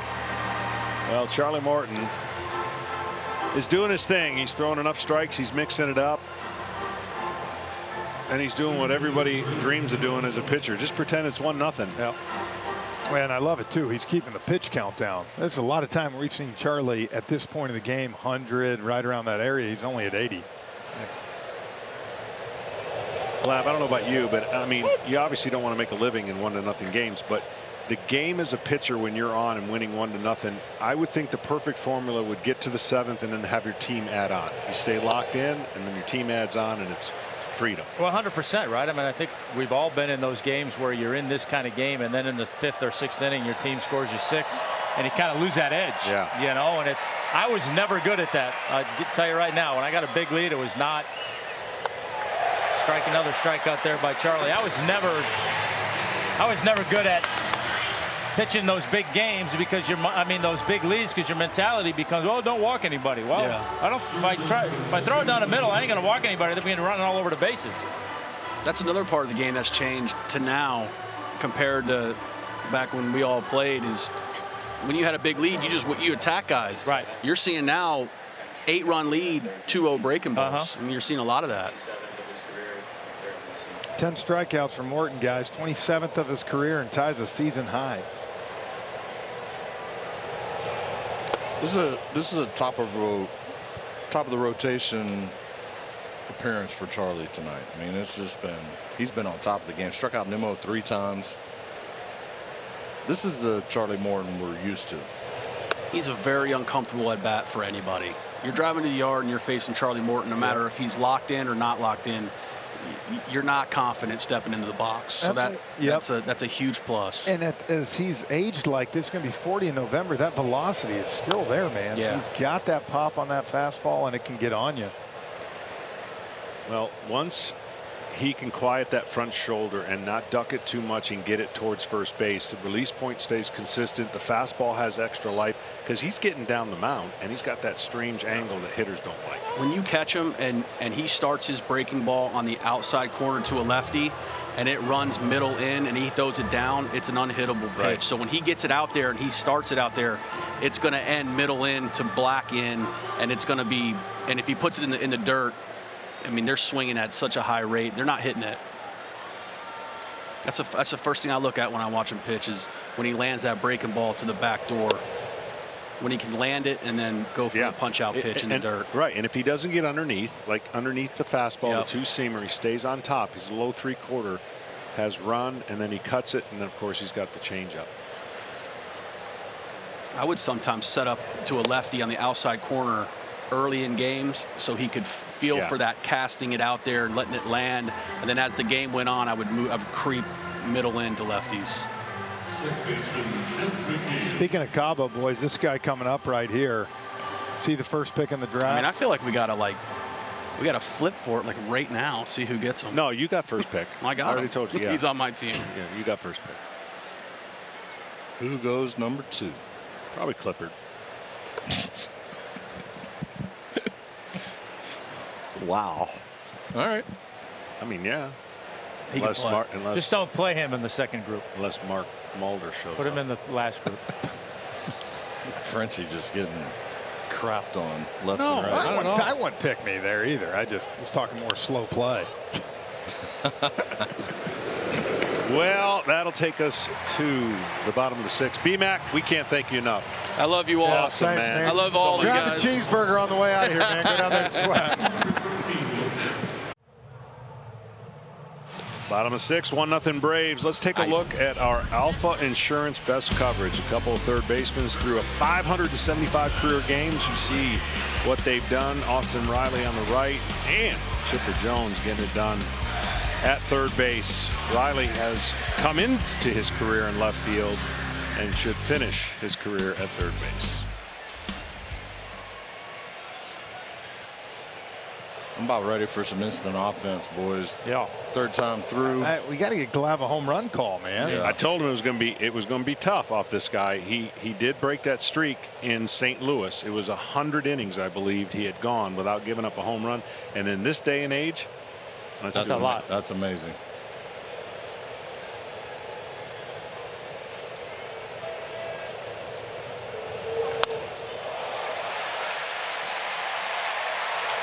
Go line drive left field.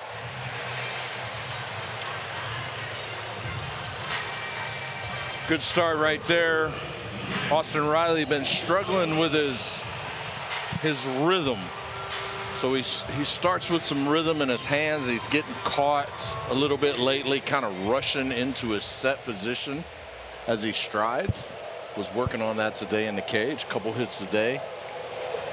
Probably make him lay his head on the pillow a little easier tonight. You know he's coming right back to doing what he's been doing after the All-Star break. I always felt like you position players had the benefit and the not benefit of playing every day, because if you struggled, you get right back out there, right? But the struggles, I would imagine, could continue. Whereas a pitcher, once every 5 days, we had a chance to redeem ourselves. When you're going good, it goes by fast. When you're going bad, it really takes. Well, hitting is contagious, and the snowball effect is not only team oriented, it is also individualized. So, I mean, man, you go 0 for 10, you start getting in your own mind. Next thing you know, you're 0 for 20,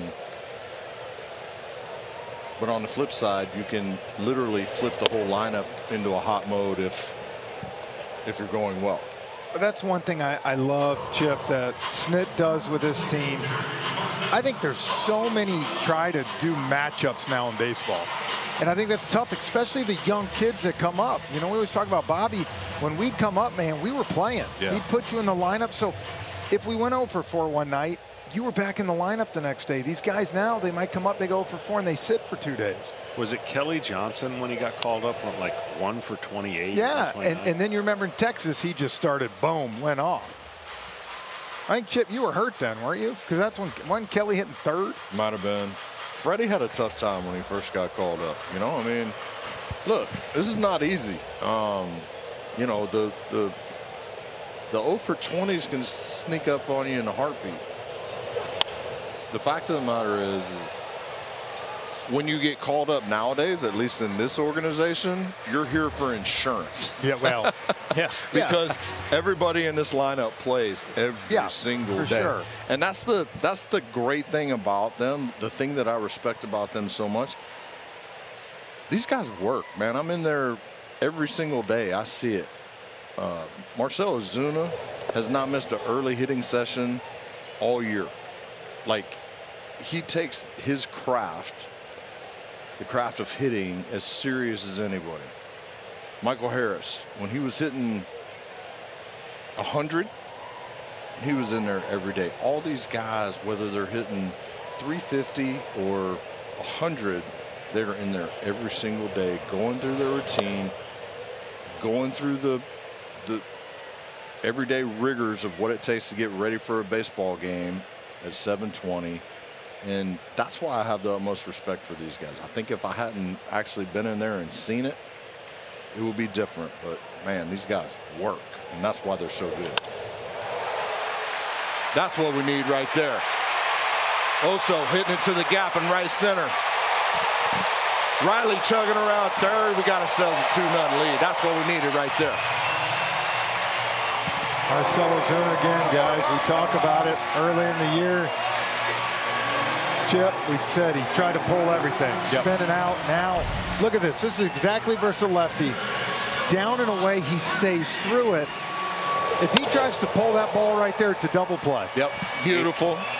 Hitting to the big part of the ballpark, to the opposite field gap first. We react on off speed to the pull gap. That was a beautiful piece of hitting. Well, we showed the comparison with Riley and Chipper early, and we saw the stats. And I'll give Riley a lot of credit because he got around the bases, scored from first. Chipper could fly when he got brought up. About halfway through the career, then it started to look like where Riley is now. And then about the 3/4 quarters away, it started to go, you know, but he could fly. Is that a backhanded compliment? It is, kind of. Okay. Yeah, he was faster. Much faster than Riley, and now that was just a backhand. That's all that was. That was a backhand. You know, though, Chip, in all seriousness, because I said this is the biggest difference in this team's offense this year. Last year, second most strikeouts in all of baseball. This year, right now, 7th lowest in all of baseball. Well, this team doesn't strike out like they used to, and so they're putting the ball in play. and forcing defenses. We've seen it. Glad we saw it the last few nights. You give them an extra out, they're going to take advantage. Yep. You know, you give them extra outs, they crush you on it. They break you with 2-out hits and 2-out rallies. And this team, with the way they are able to slug. Base it up the middle, and the Big Bear coming home. And just like that.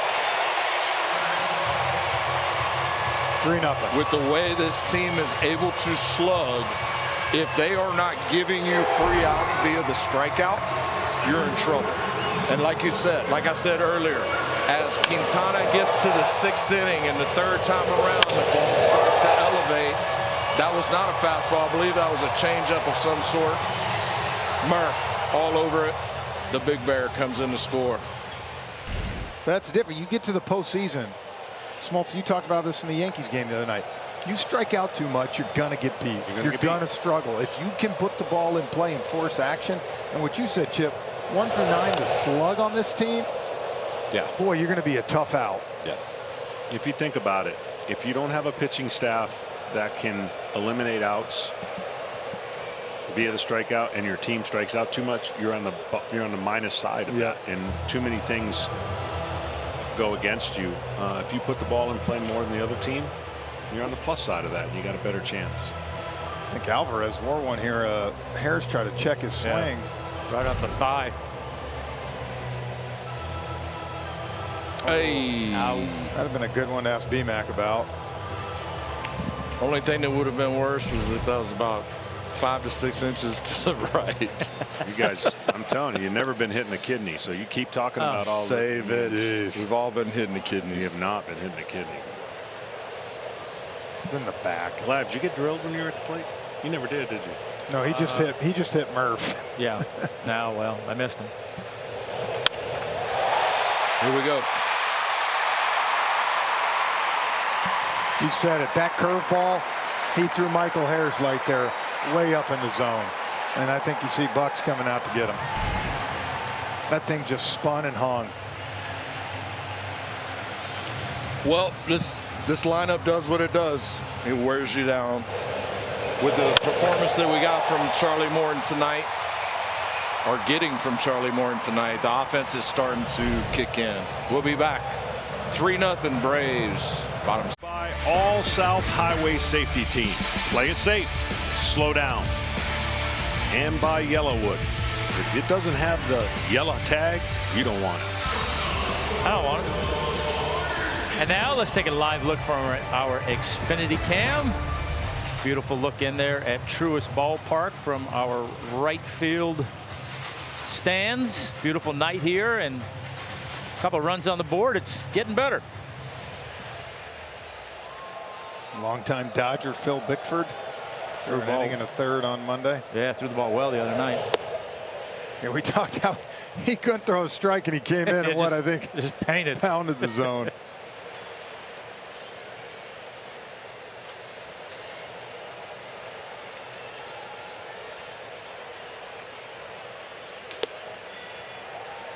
I know hindsight's 20/20. The Mets are in an interesting position where they're trying to figure out what the future is, from some of their bullpen arms to who their starters are going to be. And you know, I've said this before, and tough spot for Buck. They could have not rebooted, and I think with the current roster they would have had, I honestly think they could have got a playoff spot. As bad as they've been, they're only 7 games back. I get it, but behind a few teams, they went in the other direction. They paid a ton of money for prospects, and they're going to hope those prospects rebuild. But what's another 3 weeks with Verlander and Scherzer? How much better could they be at this point right now, especially the way they've been swinging the bat and scoring some runs? The 162 game season is all about ebbs and flows, right? You're going to go through 10 game swings, 20 game swings where you go 8-12, or you're 10-10 and you're treading water, you know. Then you're going to have 20 game stretches where you go 16-4. Yeah. You know, but unfortunately for the Mets, it was a 4-16 that kind of sunk the season. And to be honest with you, I agree with you, John. I mean, if they keep those 2 guys, knowing that they got them under contract for next year. Why not? Yeah. Why not make a run, you know, for the last 2.5 months? That's a bullet. Thing of beauty there.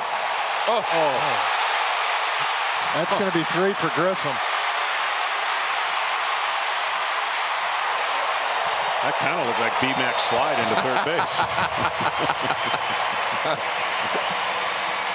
Well, Vaughn Grissom has always had the bat-to-ball skills. You know, the question has been, can he play shortstop up here? But he can flat out hit.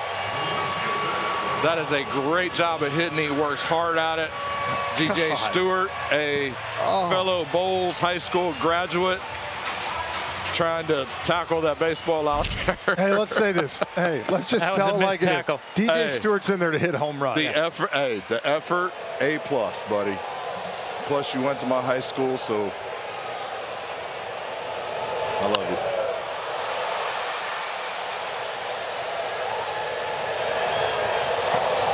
Nice play right there. Well, 4 big runs. 5-0 lead, Braves. 5-0 Braves as we go to the top of the 7th. Now let's have a look at our Synovus Get There feature. And with all the offense that's going on right now, let's not lose track of Charlie Morton. Having another great start tonight. He's been pounding the zone with that fastball, which has really set up that breaking ball.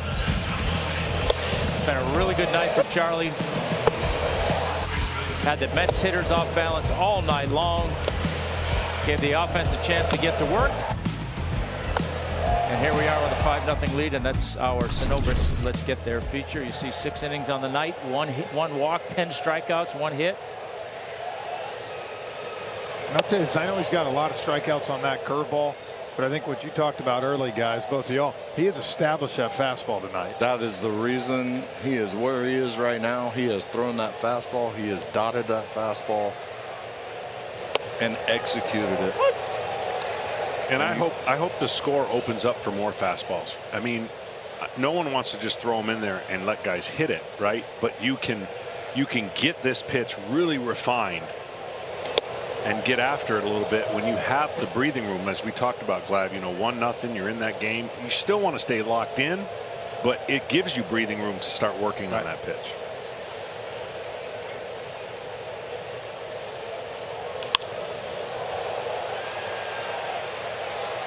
The amazing thing is Pete Alonso flies out. You surprise yourself sometimes because you can watch batting practice and they know everything that's coming and get a lot of outs in batting practice. Yeah. Right? Yeah. And then there's days there's nothing you can do and they get hits, but you can get a lot of outs with his fastball if all he threw was fastballs. Yeah, stay tuned for the stretch coming up, presented by Synovus. We're going to have Trevor and Peter out there, and I'm guessing they're going to be probably talking about Smoltzy getting hit in Colorado. Peter's a pitcher. He wouldn't do that. It's pitcher on pitcher crime. Have you seen Trevor's arms? I don't think Trevor would have fell like that if he got hit. I'm not built like that. I'm wiry and athletic. You know that. The rest Don't of like Vogelback. The rest of us call it manly.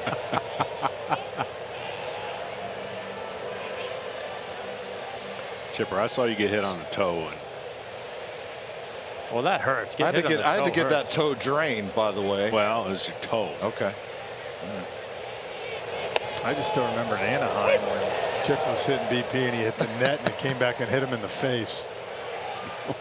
Yeah. Had to miss a couple games. Little black eye.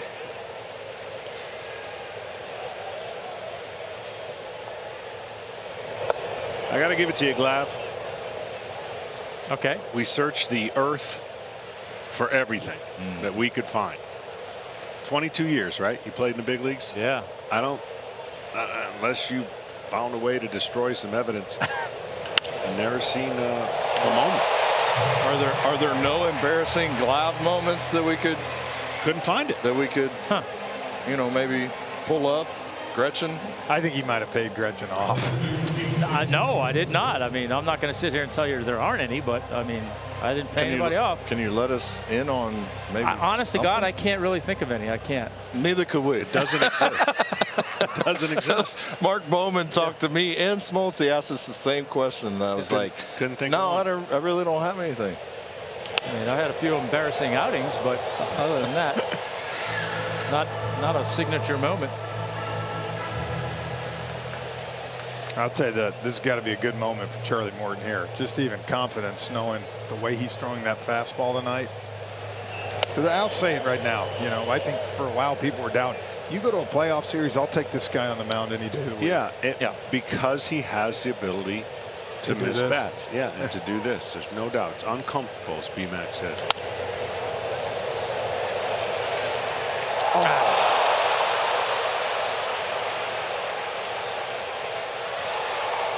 Great try by Ronald out there and right a bullet by DJ Stewart. It's a couple doubles from my fellow Bulls grad after trying to tackle that baseball in right field last inning. Gets his revenge. Oh, right off the heel of the glove. He actually overextended for it.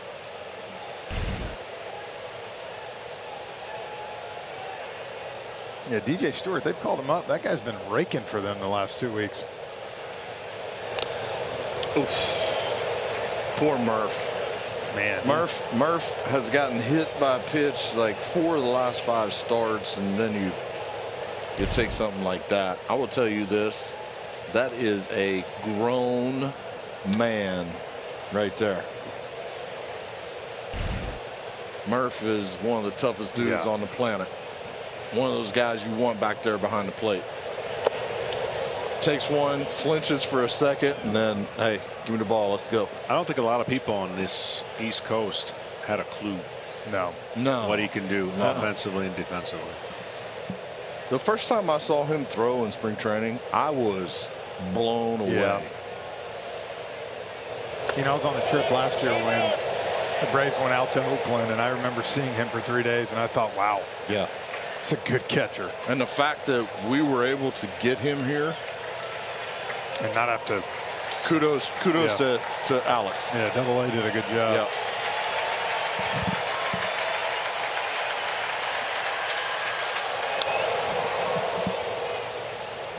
Can you imagine being an Oakland A's fan over the last 5 years? No. Seeing every player go somewhere else and do something pretty spectacular. Think about it. Matt Chapman, Olsen, Murphy, the list goes on and on.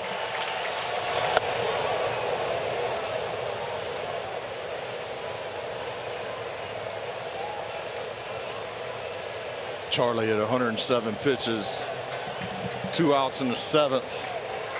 See if he can't finish on a strong note.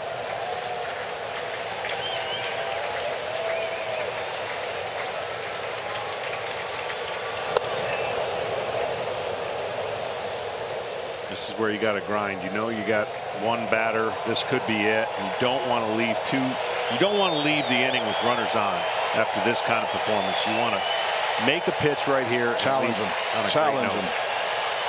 Senior smoke right down the middle. Charlie Morton, 11 punch outs through 7.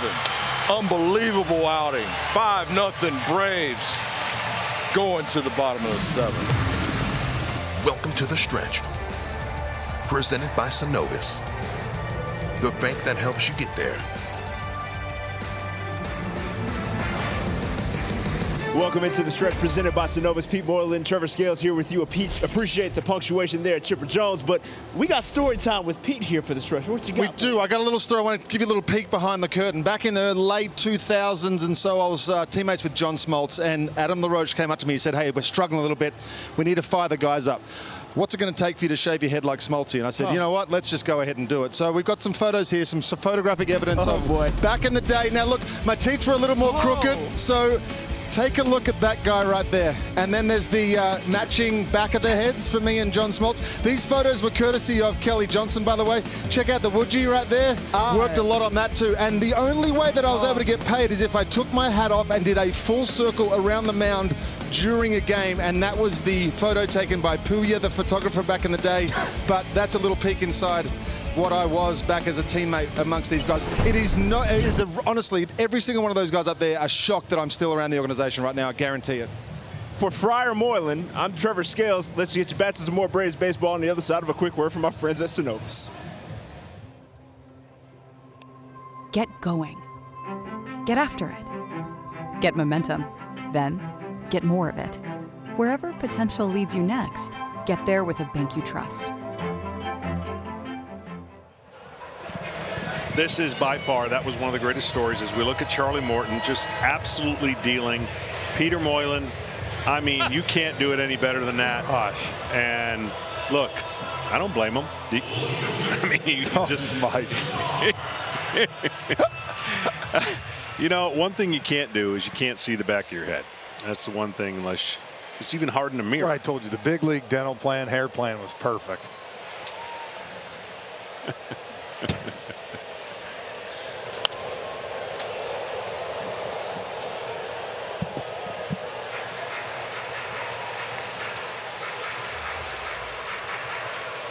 Glad I got a sneaky. I really do. I got a sneaky feeling this is the inning. Okay. I do. All right.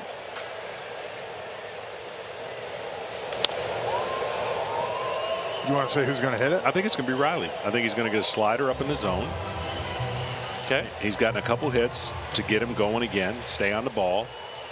But I think this inning between Riley and Olson.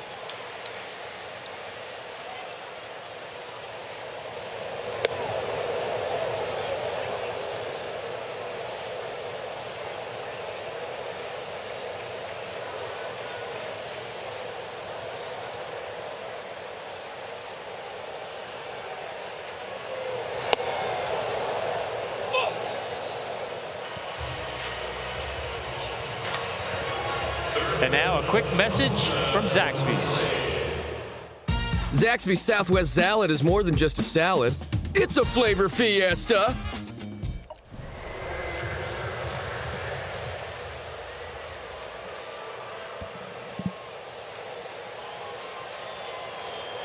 Oh, that was it. Oh, man. He'll throw him another one. Just not right there. Oh.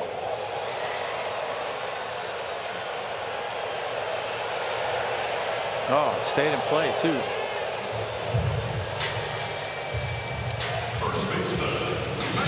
Our Xfinity Game Changer feature. Let's see. This is Gwinnett County High School career records. Matt Olson, number 7 at 431. I've been through about the top 25 of those. There were 10 Parkview players on that list. Jeff Francoeur was nowhere to be found. I didn't hit for average. Come on. Oh, so I bet you the home run. You were the modern day Dave Kingman. Yeah, huh? absolutely. Okay. All right. Well, just to throw this in there. Now can we do that? Gwinnett County High School most career home runs. Wow. Just to let Look you at guys Greeny. know Look that at Greeny on there. that I'm not always on Frenchie. He leads it with 55. Ole a close second at 45. 55. How many games? Roughly. 25 a year. Played since he was 8th grade. That's impressive. We got to get this guy going. There you go. Maybe that'll get him going. All right. Little jam shots. Not exactly what I was thinking, but you know, we'll take the. We got to crawl before we can walk. You know what, Chipper, though? You used to tell me all the time when I was struggling, go up there and try to get jammed. Yeah. And you start seeing it deeper, you stay on it longer, and that's one of those situations there that maybe that's the one that gets them going. There's a ton more good things that are going to happen if you go up there and get jammed as opposed to hitting the ball at the end of the bat and trying to hit through the pull side. So good to see him. A couple knocks. Riley a couple knocks. Not exactly the knocks they want, but like I said, got to crawl before you can walk.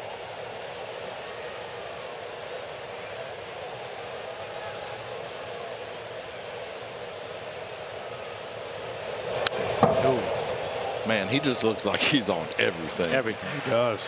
And he doesn't care. 0-2. Yeah. 2-1. We had a stat last night, Chip. You know, in a 3-1 count this year, Marcel is 11 for 17 with 6 home runs on a 3-1 count. That's pretty good.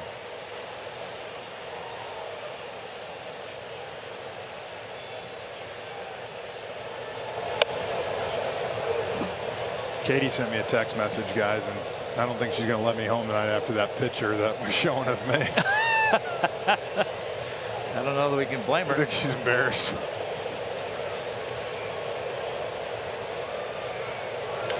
There's a drive, way back. He did not miss this one. It's too early for a crown, but it's gone. I told you. I felt it, and you delivered. Yes. You delivered. The Big Bear. The Who Big else? Bear again.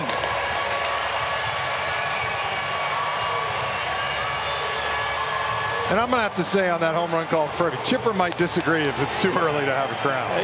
Well, maybe. Well, there's Marcel. that Hanging. Yeah, wrong guy. Or well, you got the hanging slider. It's just the wrong hitter. Wrong hitter. And wrong hitter for Bickford too. You can't hang Marcel anything right now.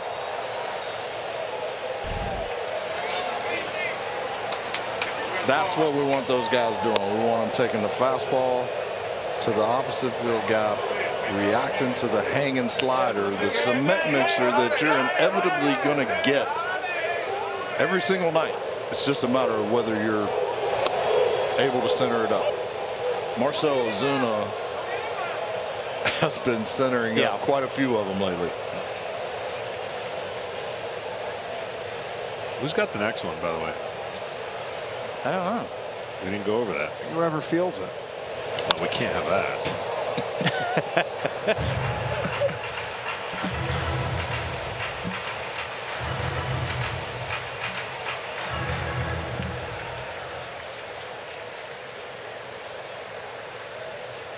Jeff's got it. Why are you putting it on me? You're here the most. I got it. We've had some, Chip, come up here just in this camera well, but you got to hit it to get it up here. Not quite. I've had a bad experience with that, boys. Yeah, we showed that. Well, you showed your experience in Boston. Yeah. But I got to give you, I mean, not credit, but you better pay attention to that ballpark. Oh man, yeah, they get on you in a hurry. Yeah, Smoltzy. Yeah. That was just bad luck. Took one in the wrong spot. Bad luck. I mean, I blame it on Brian Anderson. You know, you work with him. I was talking to him about if he caught a foul ball. He said yes. I said, well, that's all I want to do. I want to catch a foul ball in the booth. And I went for it. He went for it. I pulled back.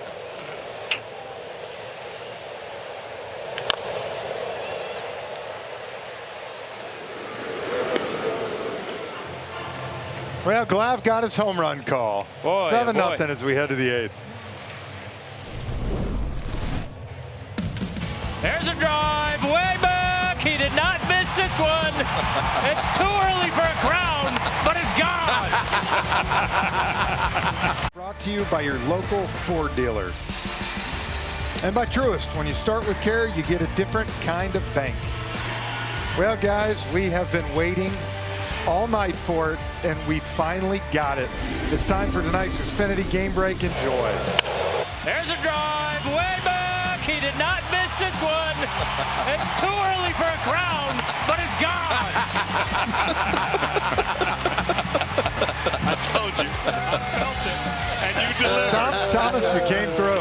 You know, listen, I really got to thank my boys. Every Monday I'm on the radio with Chuck and Chernoff, and those guys have really pumped me up about this thing. And they really got me, thinking about it. And by golly, the moment it just happened, it was great. That's it was great. So thanks, Chuck. Thanks, Matt. It is never too early for a crown, by the way. Good point. I know. Got to stay hydrated. Especially in this heat. Yeah. You see Michael Tonkin comes in here. What a year he's had. A guy that wasn't expected to do anything. And he shows up on opening day, and all he's done is put those type of numbers up. Hadn't pitched in the big league since 2017 with the Twins.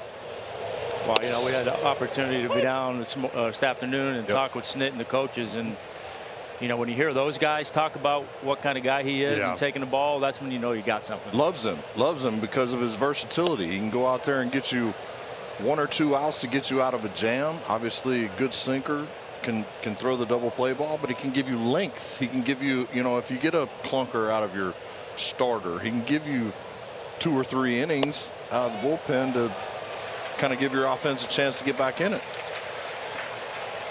Got Ortega on the check swing.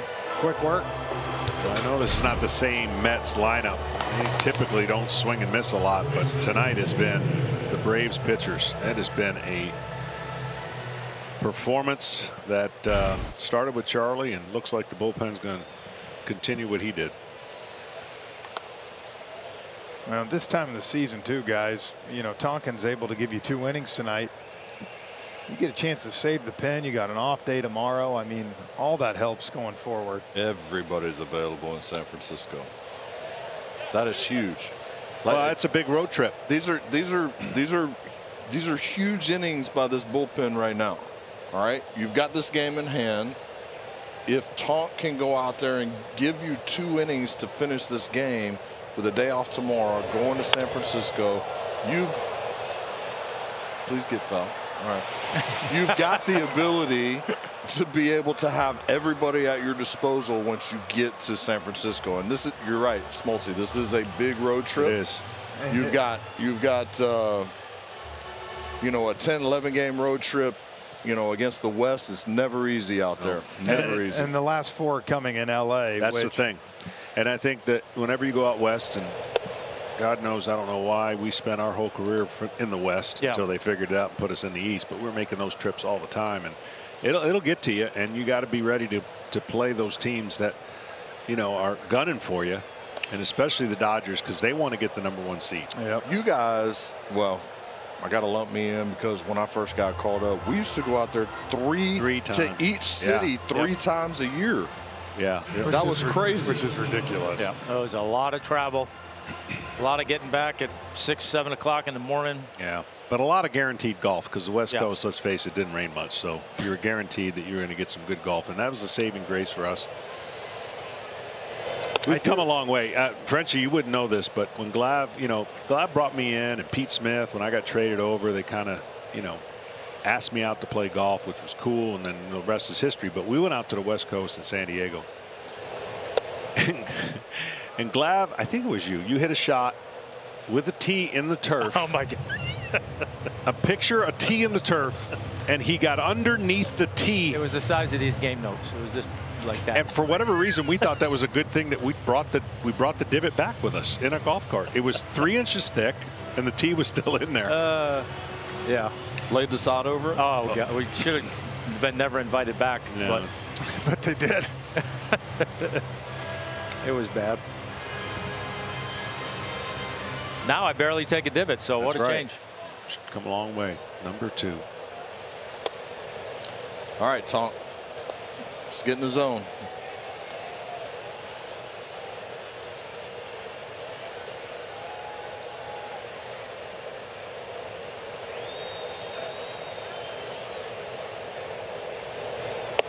There you go.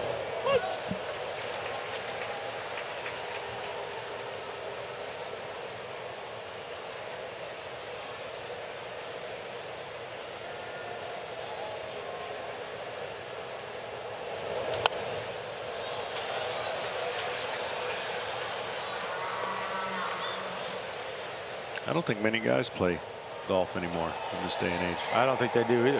The Braves have quite a few actually. Now they won't. A lot of obviously position players will only play on off days. They play a lot. They play a lot in spring training. Yeah. Olson, Darno, Riley, Mentor, Elder, Wright. Darno had a hole-in-one in spring training. Yeah. Well, that dude can play. It was great for us. Everybody that pitched in a rotation, whether they knew how to play or not, they were going to learn, and everybody played.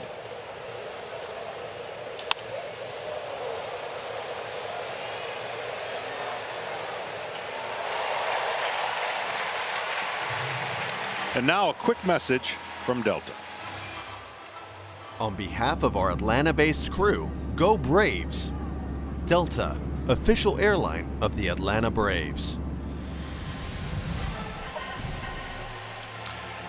Big AB right there for Tonk. Down 3-0 after walking the previous hitter. Gets back in the count. Gets a lazy fly ball, a can of corn to Michael Harris in center field. I got to think Tonk's got the next inning in a third. Yeah, I mean, like you said, it's a perfect scenario for him to do it. And Mets only got 2 hits tonight. We've seen Tonk throw up to 40, 45 pitches this year.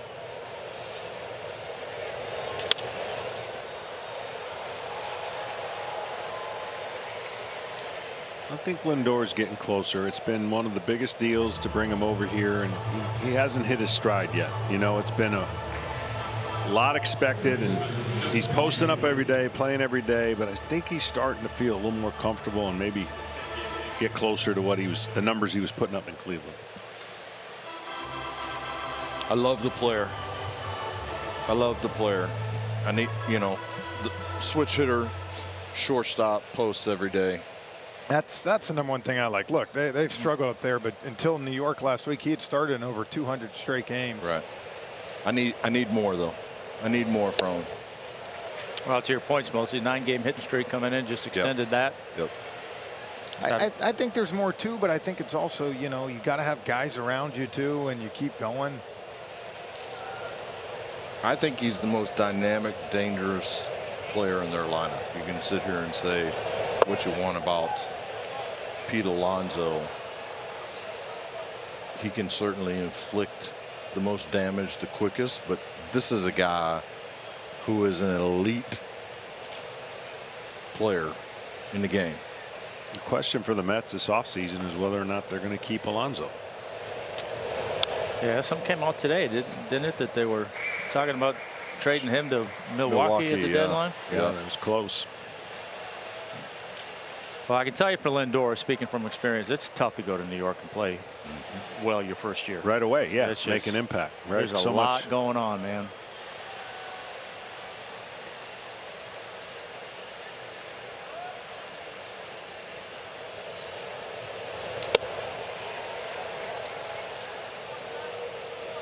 But you saw when he was in Cleveland the ability to be able to hit the ball out of the ballpark from both sides of the plate, dynamic, can run, good defender at shortstop, love the personality.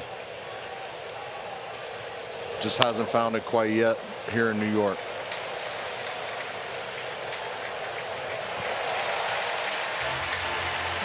And that'll be it. We head to the bottom of the 8th, 7-0 Braves.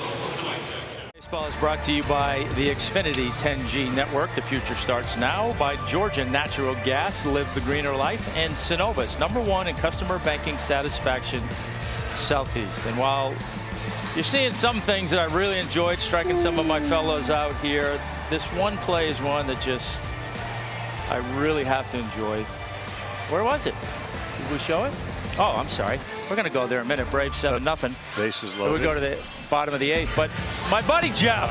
Look at that double though. Complete game going and a little soft, and he is cussing me the whole way down the line right there. That was the final out of the game. Yeah, he wasn't happy because, you know, it's 4-1. He wants me to throw him a pitch that he can hit. Fastball down the middle. Little weak grounder, and happy ending to that game. Tom, it's your night, man. Thanks, buddy. You shine tonight. Everybody has to have a night. You shined. That's beautiful. I did have a double in the 7th. Did you see that on the scoreboard? I saw it. Yeah, I saw it.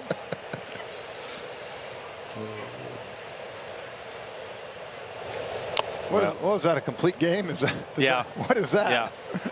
Yeah, I know, right? Well, we faced each other after the All-Star break, and it was in Schaefer. And I was bound and determined to not strike out. Okay.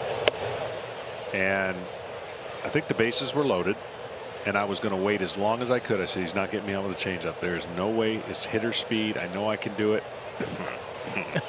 Ground ball, double play. I was running like I was pulling a tractor down to first, trying to beat out the double play. But now I saw it. I saw why every hitter went back to the dugout so frustrated, because that changeup never got there. Just looked really good. It never got there.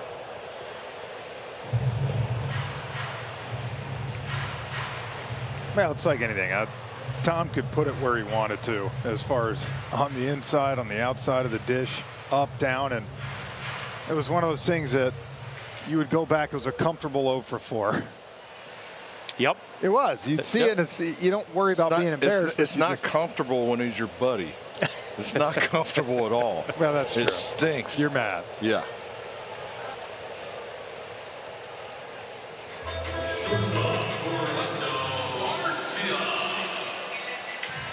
And let's take a quick message from Racetrack. Knock game day out of the park with whatever gets you going at Racetrack. Proud hometown partner of the Atlanta Braves. I just thought on a 4-1 game, Tom, you could have just screwed me a heater. Well, that's what I'm saying. I mean, why do I, in a 4-1 game, is it my responsibility to give up another earned run? No, I wasn't going to take you deep. I just wanted a 2 for 4 day. Oh, you were just going to hit a single? I was trying to punch it the other way. That's a good. That's a great point right there. Just trying to hit a single. Just keep the line moving. Captain Caveman was not trying to hit a single, I can promise you.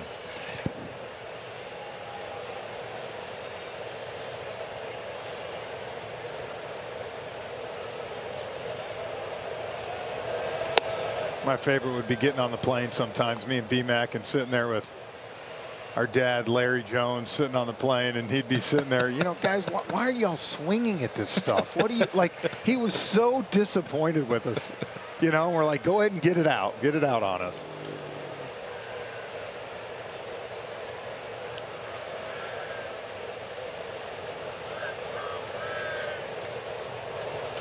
I will say some of the best nights, Chip, we had was in Houston when your dad would come down and we'd come up to your suite after the game and have some cold ones and talk hitting for 4 hours, man. He had a suite? Chip had a suite? Yeah. I think the last year of his deal, they gave it to him. Yeah, it was always fun when Pops came to town because, you know, I knew I was going to get right. You know, and like I always did with you guys, every once in a while I would say, hey, all hitters, we're not going to hit, we're just going to meet in the batting cage and we're just going to talk. You know, because there's so many times that I was talking hitting with somebody else and they said something that made me click for me, and I feel like there's a bullet, those little talks for other people could help, you know, and if we all got in there and we all started, you know, throwing ideas around, maybe something will click for somebody. And it wasn't a big deal, but I loved whenever Pops came to town, because if I was struggling, I knew he was going to get me out of it. Nobody knew my swing like my dad.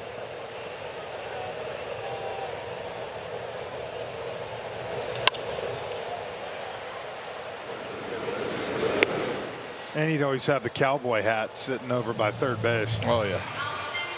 My wife still thinks he's hot when he wears the duster. Like the cowboy hat and the duster.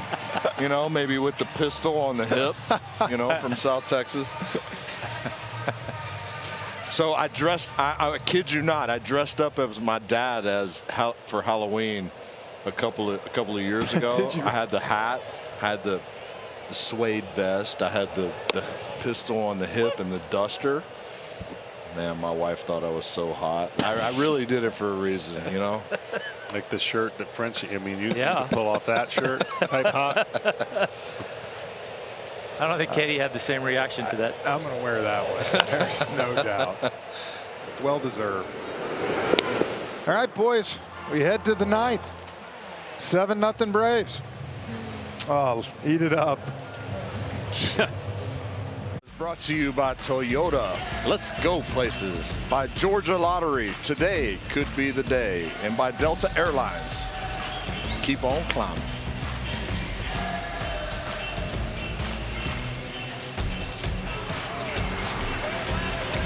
Look at that baby face. Ooh. It's a pretty good feeling right there.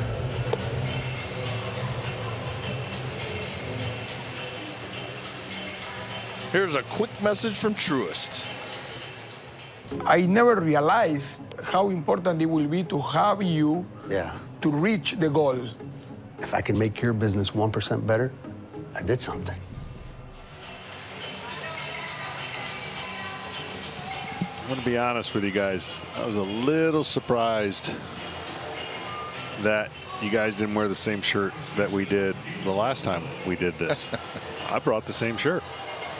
It was lucky, obviously. You think people don't notice what shirts and jackets and stuff that we wear? Well, I mean, you got to put up with the fashion police on social media if you wear the same thing. That's if you have social media. True. Kirby Yates looking to bounce back after a rough outing his last time out. Had a little trouble locating. Strike zone was bouncing all over the place on him.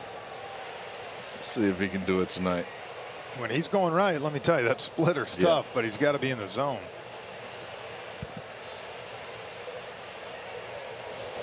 Smoltz, I'd love to see you on social media, even for a week. I wouldn't have this job anymore. Arguing with some of these people would be fantastic. Oh, thank you. Here's an embarrassing moment. I went up to Kirby Yates and I go, "Hey, Kirby, you know a guy named Tyler Yates?" He's like, "No, you did not." Yeah, he's my brother. Did you really? Tyler and I used to drive to the ballpark. Oh my gosh! Back in the day, he used to live in Roswell, and I walked up to him and I was like, "Man, you got any relation to Tyler?" He goes, "Yeah, you moron." He didn't say it that way, but he looked at me like he would have said it. He's my brother. Yeah. Yeah, I played with another Hawaiian named Yates, man. That's crazy. Yeah.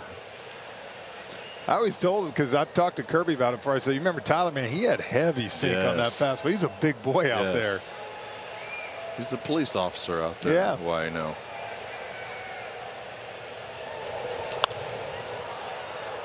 Would you trade Alonso?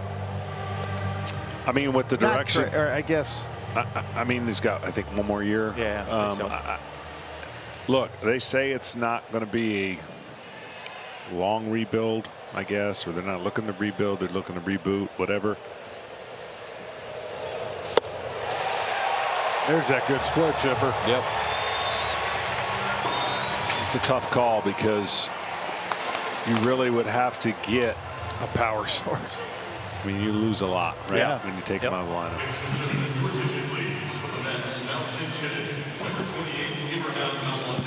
I mean, it's the first time that I can remember in a long, long time that both New York teams are dealing with the same thing. Yeah. I mean, the Yankees haven't gone through this in a long time. And the problem is you look at the rosters, and that's where it kind of gets scary, because you're like, this isn't a quick fix. Right. Well, that's why the Braves are an envy of a lot of organizations. I said it about 15 years ago when they were in that tough spot. They really weren't developing pitchers.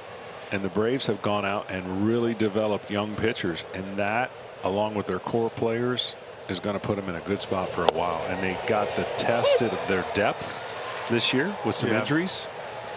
You wouldn't know it by their record. Here's the thing I think is wrong with the New York teams. You spent so much money on so few players that it is affecting your depth. Okay, so when you get guys hurt, you can't replace them with people of equal effectiveness. Okay, so that's one of the drawbacks of spending so much money on so few players. If you spend $86 million on 2 pitchers, you're going to suffer in other parts of your roster. And then when they get hurt. And then if they get hurt, you're basically done. And the Yankees have done it from a standpoint of their everyday lineup has gotten hurt. Yep. And they just haven't been able to overcome it. And, you know, it's one of the drawbacks of being the general manager. Yes, you want to make a big splash. Obviously, playing in New York, you want to be on the back page of the newspaper. But the fact of the matter is you need well-rounded ball clubs. And I think you can say sitting here as an Atlanta Braves fan that this is a deep club. If we get somebody hurt, it's next man up, and we don't expect to lose anything. An easy ground ball for Orlando Arcia. 2 outs here in the 9th. No, that's why, I mean, you sit here and look at this lineup the Braves have. They're built for a wow. Yeah. And see, that's another thing about drafting and developing your own players. You develop that loyalty within those homegrown players to say, you know what? If they're going to offer me a 6 or 7 or 8 year deal, maybe for less money than I would probably be worth by the end of it, you know what? I want to be a Brave, you know? And you don't have that going out and getting free agents. Free agents are trying to get top dollar.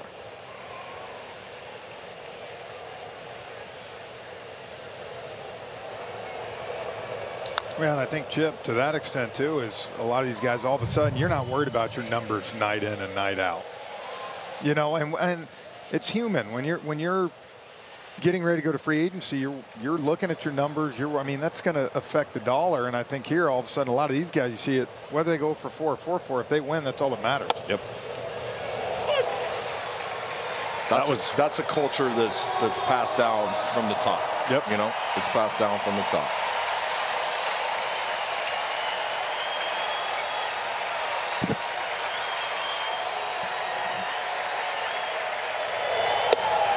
Rock them out, boys. He can start the bus, Smoltzy, just not as crazy fashion last time. This was just a old-fashioned dominant performance by the Atlanta Braves all the way around. Tonight was Charlie Morton. No ifs, ands, or buts about it. Just a dominant performance. Another 10 strikeout performance. Was in the strike zone all night.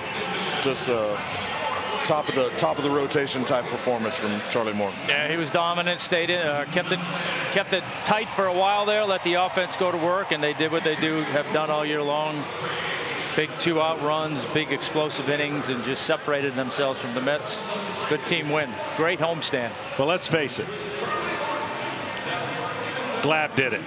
They did. Glab did it. Glab's home run call was phenomenal. Did it. There was so much pressure on you. There was a lot of pressure, I'm not going to lie. And you did it. You can rest easy. You can go home. You did it. Hey, and we're 2-0 as a crew. That's right. You're right. That's right. I know 3 things for sure. Glab killed it tonight. I'm going to have to wear it for a while. and our good buddy B-Mac, he sweats a lot. Yeah. He does. Can't help it. Well, Chip, I think we're going to be joined here in a minute by your protege. Who's that? What we got? 2-7. The big boy from Mississippi. Love it. Well, I also noticed a lot of people stayed home to watch the game. Well, I mean, can you blame them? Probably not.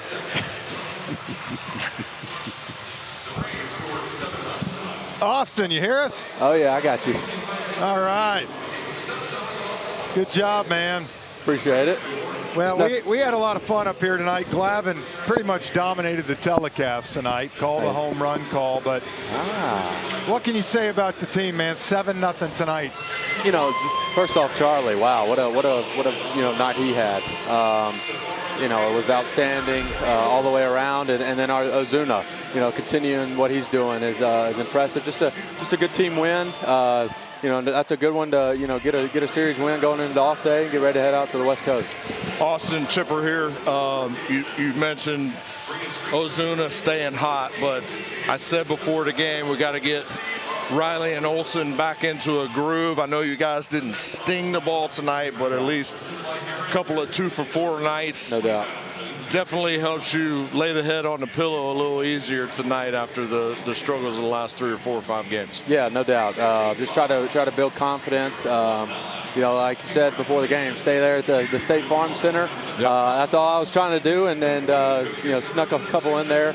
But you know, it's like I said, the ebbs and flows of the game. Just trying to stay as, you know, even keel as possible, continuing to work and you know, try to get out of this thing. Austin Glav here. Hey, so for me as a pitcher in my days, a lot of fun coming to the ballpark, watching my teammates toe the rubber every night.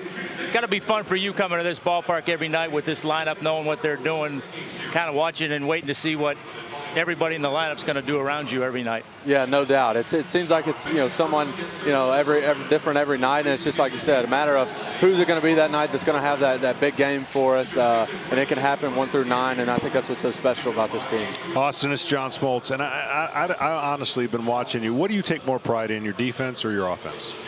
I think my defense. I think coming as soon as I got drafted, everybody was like hitting was my thing, and I knew the defensive needed for some work, and working with Wash has been great. I give him all the credit, and I think that's what I take pride in. Like I said, didn't get a hit last night, but that defensive play at the end of the game right there was huge for me, and like I said, I think my defense is something I take the most pride in. Austin, last question, man. Big West Coast trip coming up, San Fran, Colorado, and then of course 4 with the Dodgers. You get a day off. What you looking forward to most going out west? The weather. No doubt. It's been brutally hot here, so I'm definitely looking forward to the weather out there. Good. When you get back, we'll get you on the golf course. We want you and Chipper to go head up one time. Hey, I'm all for it. There you go, Chip. Have a great trip, man. Yeah, Good thanks, luck, guys. buddy. Well, guys, Smoltzy, you just got stuff all over your hands. I got ink pouring all over myself, but this was fun. I mean, sequels are never easy, but it was fun. And if we ever get a chance to do it again, we do it again. Yeah. See if we can put our title on the line again to go 3-0. That's right. That's right. All right, guys. Enjoyed it. Love you guys. For Jeff Francoeur, Tom Glavine, John Smoltz, I'm Chipper Jones signing off from Truist Park. The final tonight, Braves 7, Mets nada. Stay tuned now for Braves Live post-game show presented by Xfinity. Coming up next, go pour yourselves a crown. You've earned it, Braves country. Love y'all.